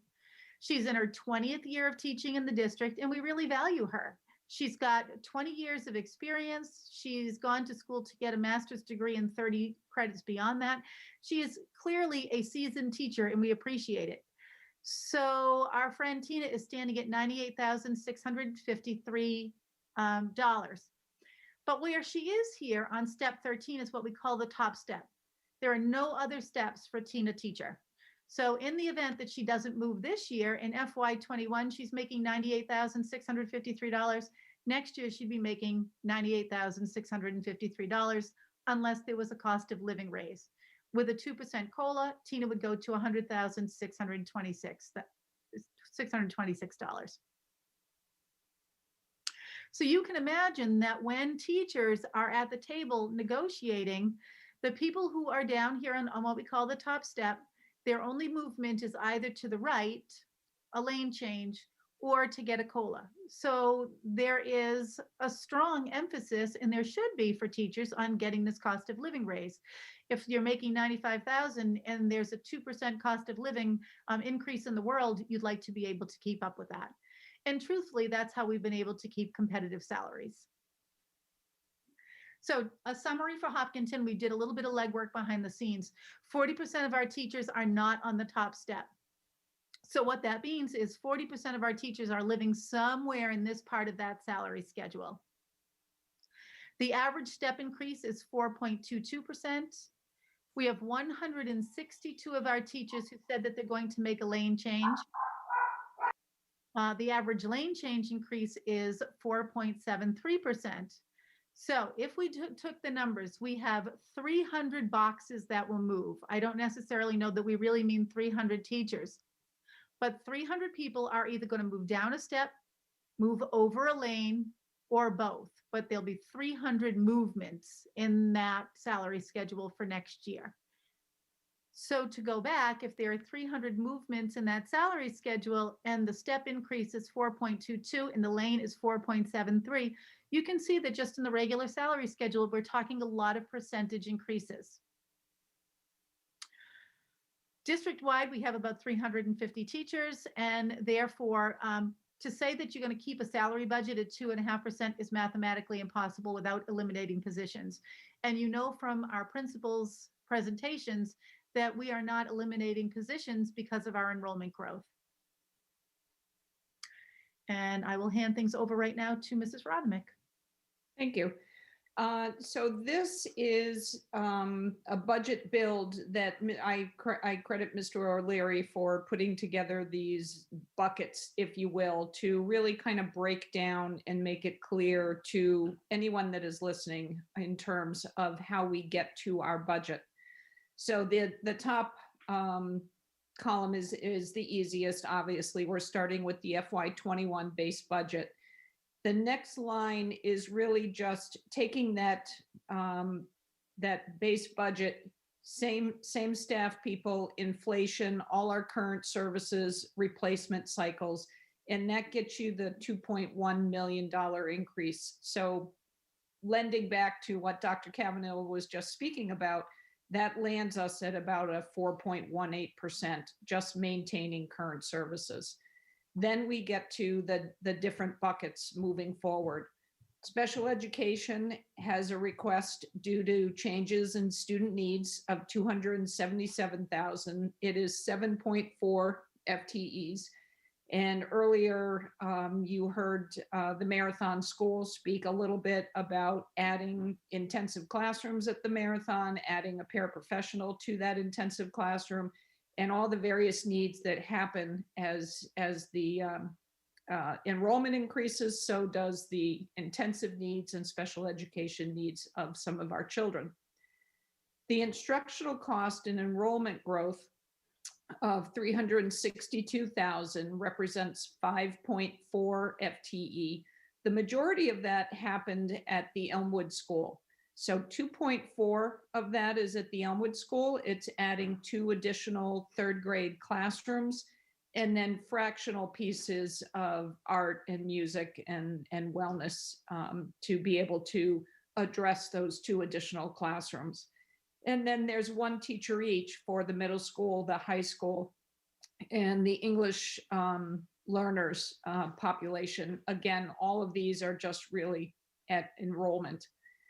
The instructional program enhancements at 130,000 is 1.6 FTEs, and that represents 1 adjustment counselor for the Elmwood School and a 0.6 math coach for the elementary schools, so K-5. And then that last bucket, administration support facility enhancements of 188,000, representing 4.2 FTEs, is 1 administrative assistant, which is half for athletics, half for building and grounds, 1 custodian, 1 paraprofessional, 1 technology position, and 0.2 for human resources. So that right now is, again, at that 30,000 foot level. This is a summary of the requests that have been put forward. The 54,307,000, it is a little bit over 6%. And just a correction, we've talked about this PPE, 187,000, keep it in the budget, take it out of the budget, find another funding source. Currently, that 187,000 is still included in this budget request. So there has been communication back and forth with both Mr. Khumalo and Mr. O'Leary about what really is the best way to address something such as that is, an unknown, but also would, boost our budget in a one-time basis. And, so what really makes the most sense in how to handle and address that. But that takes all of the budget presentations that everyone has heard so far, brings them all together, and just kind of lets this group know and the public that is listening where we are. And again, we're very early on in this budget cycle. And, you know, this will then fold into the bigger picture, which is the town. And then moving forward, there'll be more discussions, but this is where we are. So I will just apologize. As of yesterday, the 187,000 in PPE was gone. Apparently it's back. It's in, it's out, it's in, it's out. All right, so I will stop sharing the screen and then we can all come back for dialogue. Great, thank you. And thank you, Susan. So just by way of framing, last year, I think was possibly the first year in my recent memory that the select board and the school committee got together and had this meeting. And I really appreciate this as sort of a new norm. It's an opportunity for everybody on the panel to ask questions across the board. So I guess I would start at this point with our guests, the Appropriations Committee and the Select Board. Are there members who have questions for Dr. Cavanaugh or Ms. Rothermick? So as I understand it, from the presentation you just gave, this is all basically level funding, keeping up what we did last year, correct? It's a 6.06, is that correct, Susan? Increase over FY21. But level services, right? I mean, it's level services in that we are adding classroom teachers for the increase in students. So, you know, you are adding those services because the enrollment went up. So you know, there are nuances to what is considered level service. Understood. Okay, thank you. Select board members, any others who have questions?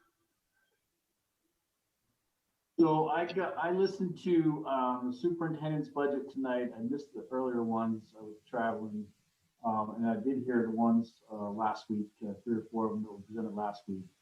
And as usual, I think that the level of detail that the department heads or the principals and other department heads in the district look at their budgets is impressive. I think they do look under every rock. You know, we go through a process each year that has us go back and look under the rocks again. But I think with what I, as one person, have seen so far, things appear to be reasonable to me. I don't know how this will impact the overall numbers. So that's when it may become a little unreasonable. I don't know yet. You know, if you guys are about 50%, maybe a little bit more now.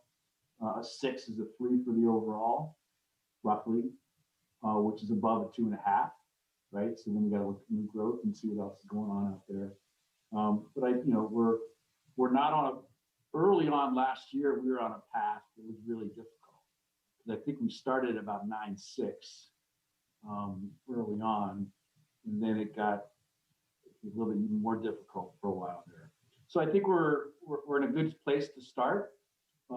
But again, I haven't had a chance to get with Mr. Kamalo or Mr. O'Leary and see where we are at the overall. But I take the 6 and make it a 3, and that's not a bad place to start. Ms. Riddivish? Yeah, I was just a little bit surprised by, I think that you said on one of the slides that you don't know how many preschoolers live in town and how many kids live in town that are not going to school yet. Can't we get that from the town clerk, from the town census? I know we can't know how many we're going to actually enroll in our schools versus private school, but. Yeah, one of the things that I think we know about the town census is the data isn't always accurate. And I think if we try to rely on birth data, that's great, but so many people will move into town that it becomes a little bit challenging. There will tend to be more kids enrolling in kindergarten than we would have predicted by census or birth data. I think there's also a bunch of people that are moving out of town because Hopkins is pricing itself out of their budget. I know of quite a few families that moved out because they couldn't afford to live here. So yeah, but yeah, and so they're a husband and wife and 2 kids, and now they live in Upton. So now somebody else comes in that's a husband and wife and 2 kids, and it's kind of a, even trade. But that's it for me. I told myself I was going to not take myself off of mute today, so I'm going back to mute. Yeah, one thing I will also say about kindergarten next year is it could be a little bit interesting because there have been families that we believe have kept their kindergarten student out, did not enroll their child, knowing that this year would be a challenging year with the pandemic. The approach will be to just start them next year. So given the kids who will be eligible next year, plus those who stayed out this year, we could have a very, very large kindergarten class. And I think one of the things to kind of keep in mind in all of this is we don't know how many people are downsizing and a young family moves in. As a real estate attorney, I can tell you that I have never been busier. Even at this time of year, there's just a lot of movement. Hopkinton is a desirable town to come to, and it's really it's hard to predict how many kids are going to be coming in, but I can tell you that the real estate market is really hot, and as soon as a property comes up, it's swept up, particularly here in Hopkinton. Mr. Kamal, did you have any questions for Dr. Cavanaugh or Ms. Rothermick, or the school committee, if you prefer? Yeah, thank you, Ms. Fagiano. I don't actually have a question. I can share with the assembled committees that the superintendent, the business manager, the CFO, Elaine, and I have been meeting regularly. And we do understand that we are very early in the process.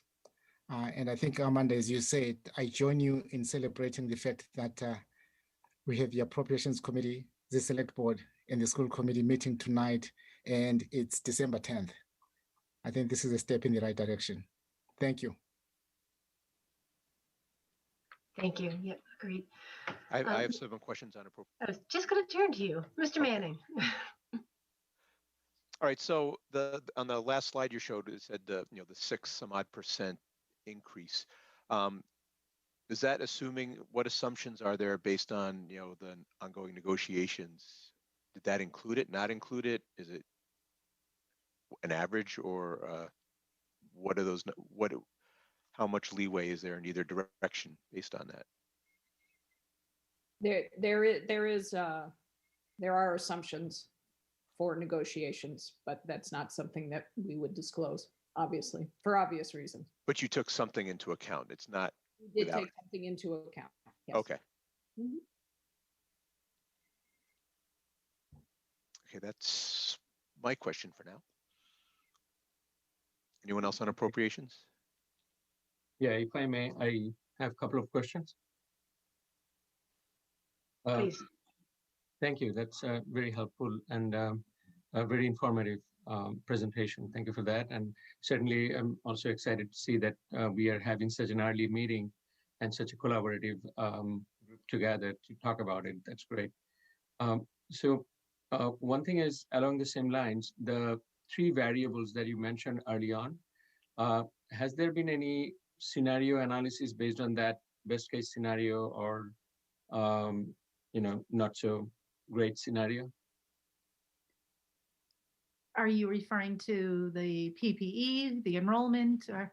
No, all these together. So in other words, if all of those, the assumptions goes to most expensive side, then what is the variability? That's just in general, in financial forecasting, you would want to consider just to see what and how much stretch you might need at some point. Sure. And I think, even today, Mrs. Fargiano had asked Mrs. DeBow, the K1 principal, how much wiggle room, how much stretch room do you have with the number of personnel that you have? And so she can absorb, I think it's 20 kindergarten students and 30 first graders or something like that before we would have to come before the school committee or before the town to ask for additional personnel.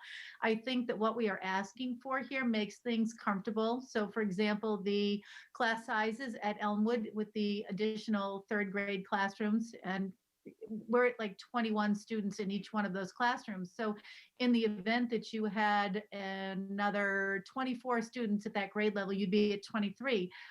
I don't think that we would balk at 23. It's a little bit less comfortable, but then you get to a place of 24 and 25, and then class sizes are never quite equal. So you can have a 21 and a 27 because we group kids very carefully, I would say. So we may need to come to the school committee and ask, but we feel right now like the asks that are on the table represent the kids who are here with us and give us a little bit of sort of elasticity.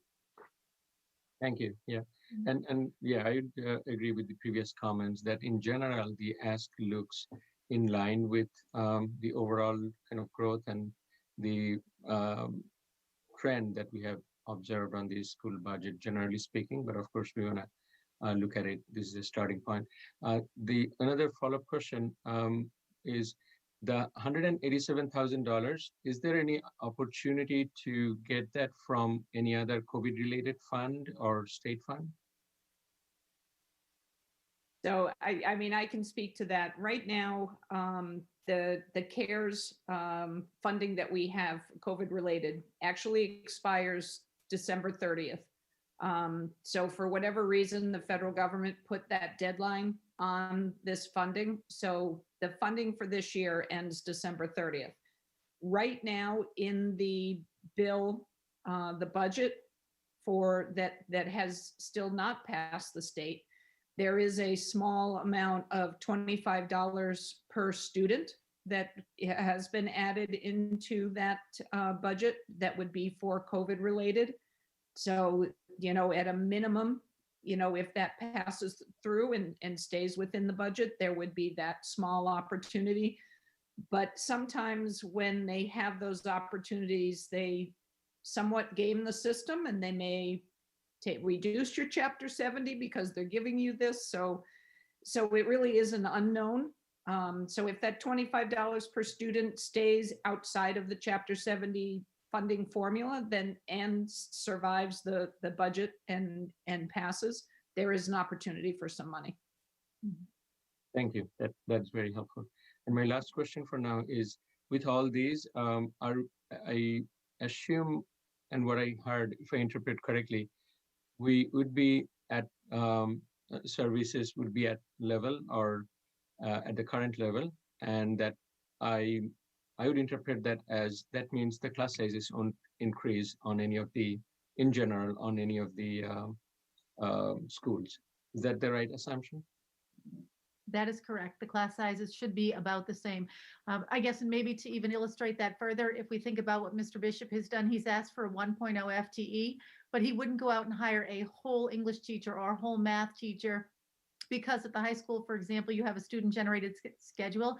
You could have a geometry class that ballooned and you might need 0.2 of a math teacher. So that 1.0 FTE parceled out in 0.2s, which is a teacher teaching a specific course, would give him sort of the balance that will allow him to even out the classes in the high school.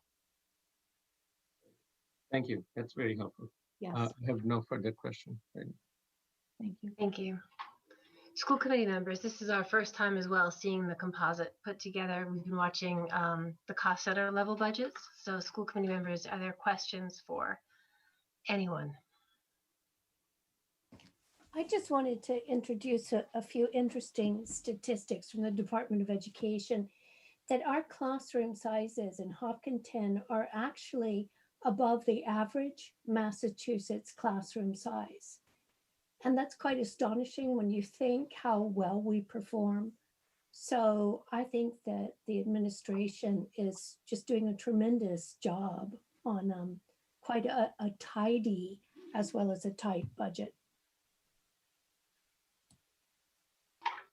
Thank you, Meg. Shout out to the community there is that, you know, in Hopkinton, we are blessed to have really good kids and invested families, which will allow you to have a couple more kids in a classroom because, you know, the behaviors that interfere with learning or the disinterest in learning isn't typically there. So we're really lucky to be able to do that. Nancy?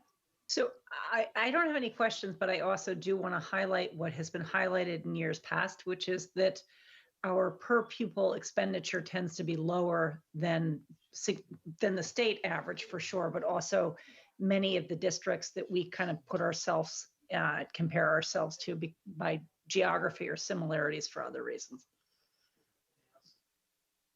Yeah, Dr. Cavanaugh, I think I was looking at that today. If I remember correctly, for in-district expenditure, so not students that we send out of district, but for in-district, I feel like the state average was around 16,000 per pupil, and we were somewhere around 14 and something per pupil. And I see our achievements, and I'm always very thankful for how you manage the money, you and Ms. Robinick, because and the school committee, but I think we do get a lot of value for the dollars that we invest. Mm-hmm. Joe? Yeah, I'm sorry. On the format, Amanda, are we getting an update on the financial outlook from the town side tonight too, or no? We have Mr. Leary here, so I would absolutely encourage any question you may have. Oh, great. Thank you. Yeah, I heard a couple of select board members say that this seems within the range of what they think the financial situation could bear. Is there a kind of a quick high-level summary of what that might look like in terms of, new growth, contribution, et cetera? Or what things are looking like from maybe the town CFO side. And then I guess from our side, I wondered on the PPE situation, I'm not sure whether it's in or out, but the part of it that concerns me is the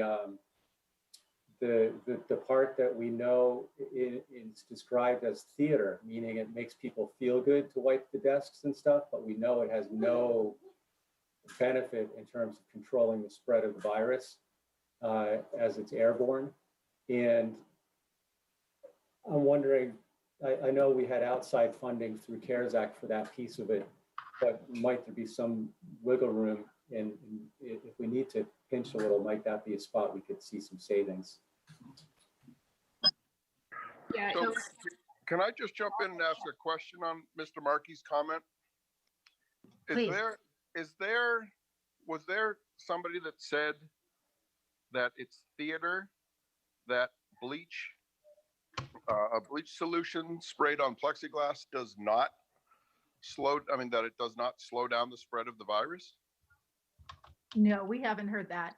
What? Oh, I was going to say whoever said that is completely wrong. I was on a 2.5 hour call with the CDC and DPH today, and it's absolutely. I mean, the bleach. The problem with the bleach is it's the solution when you mix it up is only good for 3 days in the bottle, but it's very, very effective in killing, and it's far less expensive than some of the pre-made bottles of, I forget what the pre-made bottles are. We're at my facility, we go strictly with the bleach and water now because it's about 1/20th the cost of the pre-made bottles. And so, but yes, and yes, some of the virus is airborne. Some of it is, well, we call it aerosol, but it's aerosol, but that aerosol lands on something, and then that bleach, when you spray that bleach on the hard surface, it kills it. So I'm sorry if I thought I heard somebody say where Joe questioned that that the plexiglass and things like that were for theater, meaning they're not effective, and but they make you feel good. So so how about you and I? We have the same question. Let's get clarification on what that meant on the slide. That's okay. Sure. Dr. Cavanaugh, you're on. Happy to tell you that. So they're in watching some of the webinars through the Harvard Chan School of Public Health. One of the things that they talk about with, say plexiglass, for example, if plexiglass is between two people who are in fact wearing masks, and you have lots of pieces of plexiglass, sometimes that actually keeps the air from moving. It'll keep the air contained in a particular space. So what they would prefer that you did was have less plexiglass, open the windows and just move the air through, as opposed to having the plexiglass keep the air in the same place so that you just keep breathing stale air over and over and over again. So, there are time differentials about how long you should be staying in that sort of same place without the air moving and all of that. When you say that the aerosol will fall and land on a surface and stay there, it certainly will, but it only lives on a surface for a set amount of time. So it is important for us to make sure that we're washing the desks in the cafeteria and then spraying them, but going to every doorknob all day long and, continuing to spray and spray and spray. Now we've got great big drips literally of stuff coming down. It's, kind of like that ice cream cone look. And I think we have probably oversprayed. So when we talk about the $187,000 amount and how it's, hard to tell where you're going to go with that, I say that because if you had asked us on March 10th, what do you need for PPE? We went out and really bought hundreds of thousands of dollars of stuff, things that were, Protexis sprayers, plexiglass. But we do still think you're going to need hand sanitizer, and you're going to need masks, and you're going to need, replacement fluid for those Protexis guns, and you're going to need paper towels. So somewhere between the, 187,000 or maybe 100,000 or maybe 200,000, it's really hard to know exactly at this moment in time what you're going to need and what the burn rate will be. We still kind of watch the burn rate right now, and even with, what our nurses wear, we replace the things that N95 masks and that kind of thing. And we weren't sure in September what the burn rate would be for the things that nurses wear. So I guess I've gone a very long way to say that some of the things that we believed on March 10th are no longer true, but some of the things now that we know we're going to have to be able to fund. Yeah, so just for clarification, on a non-porous surface, that virus lives for 3 days. What you said about March 10th to now is absolutely true. The same exact saying could be said for December 3rd and now. I will say that the CDC and the DPH change almost daily. And with the new vaccination that's coming out, I know that it's my facility, all my staff and my residents are getting it, I believe, on December 21st. That's going to, I would think, ease some of the people are going to unfortunately, they're going to take their foot off the gas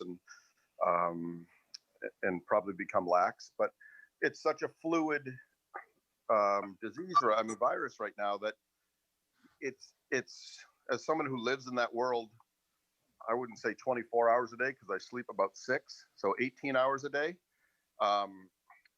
There's no way to accurately, and I know that you've spoken with the Harvard, whoever you said, Harvard something or other, and I'm with the DPH, but it changed twice on Friday for us. And in October, when we had COVID running through our facility, we used 40,000 gowns in 2 weeks. Yeah. So last week I think we used 16 gowns. So it all depends on the outbreaks and the frequency and asymptomatic or symptomatic. At my level, at your level, you will not have anybody in your facility that's symptomatic because they will be sent home. But there's the tracing and everything that goes along with that. So it's such a hard way. Like, I appreciate Dr. Cavanaugh. I appreciate you giving us and I think you gave us a pretty accurate snapshot there of saying could be 100,000, could be 200,000. And yeah, I'm aware of that CARES Act as well. That December 31st that goes away, but January 1st is going to be another one. We don't know what it's going to be, but might be 1/10 or it might be 10 times. I have no idea. I couldn't even begin to speculate on it, but there'll be something else that comes through. So again, I said I was going to stay on mute the whole time and I have not. So I'm back on mute. Thank you. I appreciate you sharing your professional insight as well. I think that helps with the context from the front lines. So appreciated. I also want to go back to Joe's original part one of his question. If Mr. O'Leary, who had his hand up before, is still there, great. Yes, I'm here. I don't know if I'm on your screen, so let me jump in. I have a brief answer to Mr. Markey's first question. So as everyone said, it's early in the process. State aid could go up or down, new growth could go up or down, excise tax revenue could go up or down. But with our estimates today, we think at the 2.5% tax impact level, we would have about $3.8 million in new resources next year. The budget message also asked us to look at a 1% tax impact. And at a 1% tax impact, that $3.8 million would drop to $2.8 million. So just to put the school department request in context, the part of it that I would characterize as the current services, which is the inflationary costs of supplies and existing employees' pay raises, that would require about 55% of the new resources available to the town under the 2.5% tax impact, and about 75% of the resources available under a 1% tax impact if we were going to adjust the tax levy upward less. If we add what I would think of as the expanded services lines, which are what Dr. Cavanaugh shared about special ed unfunded mandates, instructional growth to keep class sizes the same, a few instructional program enhancements, and some admin support facilities enhancements. That's about another $959,000. At the 2.5% tax impact level, that takes up another 25% of the available money. And at the 1% tax impact, it takes up 45%. So when you add those two together, the current services and the new adds for the full $3.1 million request presented tonight, that is 80% of our projected new revenue for the town at the 2.5% impact, and 120% of our new revenue at the 1% tax impact. So that gives you some sensitivity of how tax impact worked. Of course, we get 83 or 84% of our money from property taxes. So we can talk about excise tax and we can talk about changes in state aid that might be small, but property tax is going to be a big factor here. And that is the sensitivity that this request takes up a substantial portion of the new resources available for our biggest operation, our biggest component. I think we are in better shape than we were last year. And we're at the beginning of the process, and I'm feeling very good about where we are going into the process. We'll know more in January, we'll know more in March, but that's where we stand now. These requests for our important school system are significant, take up a significant portion of the resources available, as you would expect. Thank you. Thank you for that. Joe, did you have any other questions or? Good. Okay. Nancy, did you have any questions? Did it bounce to you yet? I do not. I have any questions at this time. Okay. Okay, did I miss anyone? Are there any outstanding discussion points? And can I just make one other quick comment? I think your three drivers were PPE and the theater PPE, enrollment, and what was the third then? Steps and lanes and base comp, if you will. And it's a contract year, right? And contracts meaning multiple bargaining units. I think that's going to be the biggest challenge for all of us this year, are the contract negotiations. We can't be deaf. We can't be tone deaf as we go through contract negotiations in the community when people aren't working or people are under pay cuts or people are being furloughed, whatever it is. There's been a lot of economic challenges for a lot of people.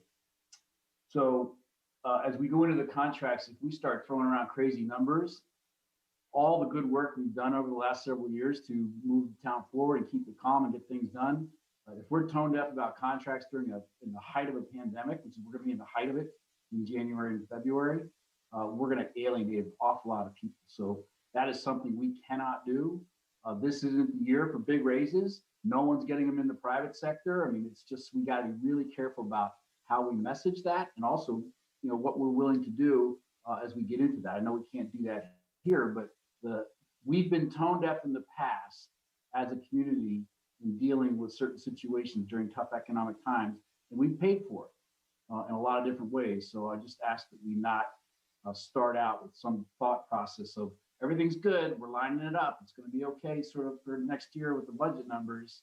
We can go cut these deals with these contracts and make it work for everybody. We got to be very, very careful with that this year. Ms. Ritterbusch. I just wanted to ask if we could get a copy of the PowerPoint that was shared tonight. I didn't see it in the meeting packet, but it's easier for me to visualize it later if I want to go back and look at the numbers. So just in terms of next steps for school committee, Dr. Cavanaugh will be presenting this budget back to us on December 17th. That's our next meeting next Thursday. And I believe on January 11th, we have a public hearing where the public can ask questions, weigh in, et cetera. And I think we're targeting our final vote for January 18th. That's what I have. So just in terms of expectations for the community, you can sort of, I know the holidays can get very busy. So just sort of keep in mind when you get back from the holidays, we'll be having a public hearing. So that's the time for the community to come join us and ask questions. That will be posted well in advance if it hasn't been already. And our vote, it will be on the 18th.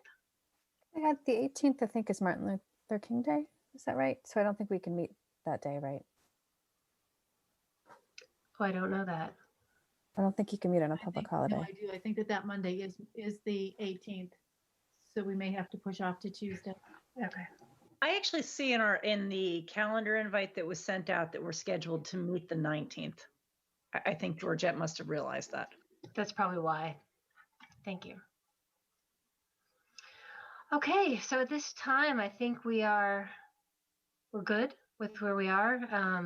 It's early. I really, really cannot say enough how much I appreciate the collaboration across the boards and the guidance that we are getting from the town side from Mr. O'Leary and the work that you're doing with Ms. Rothermick and Dr. Cavanaugh and Mr. Kamalo and Select Board. It's a really good partnership, and I think it's important for us to hear, Mr. O'Leary, what you had to share to put in context where our budget is.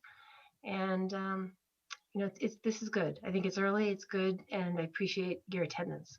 And I think the Patriots are on, I've been told.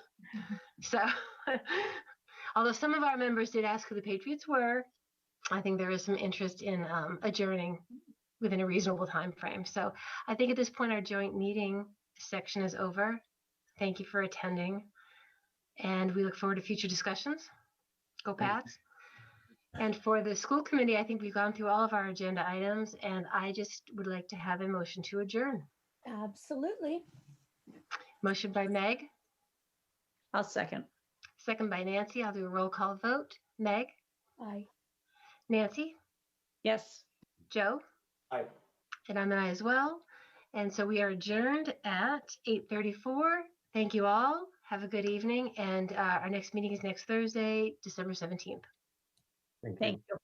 Good night, everybody.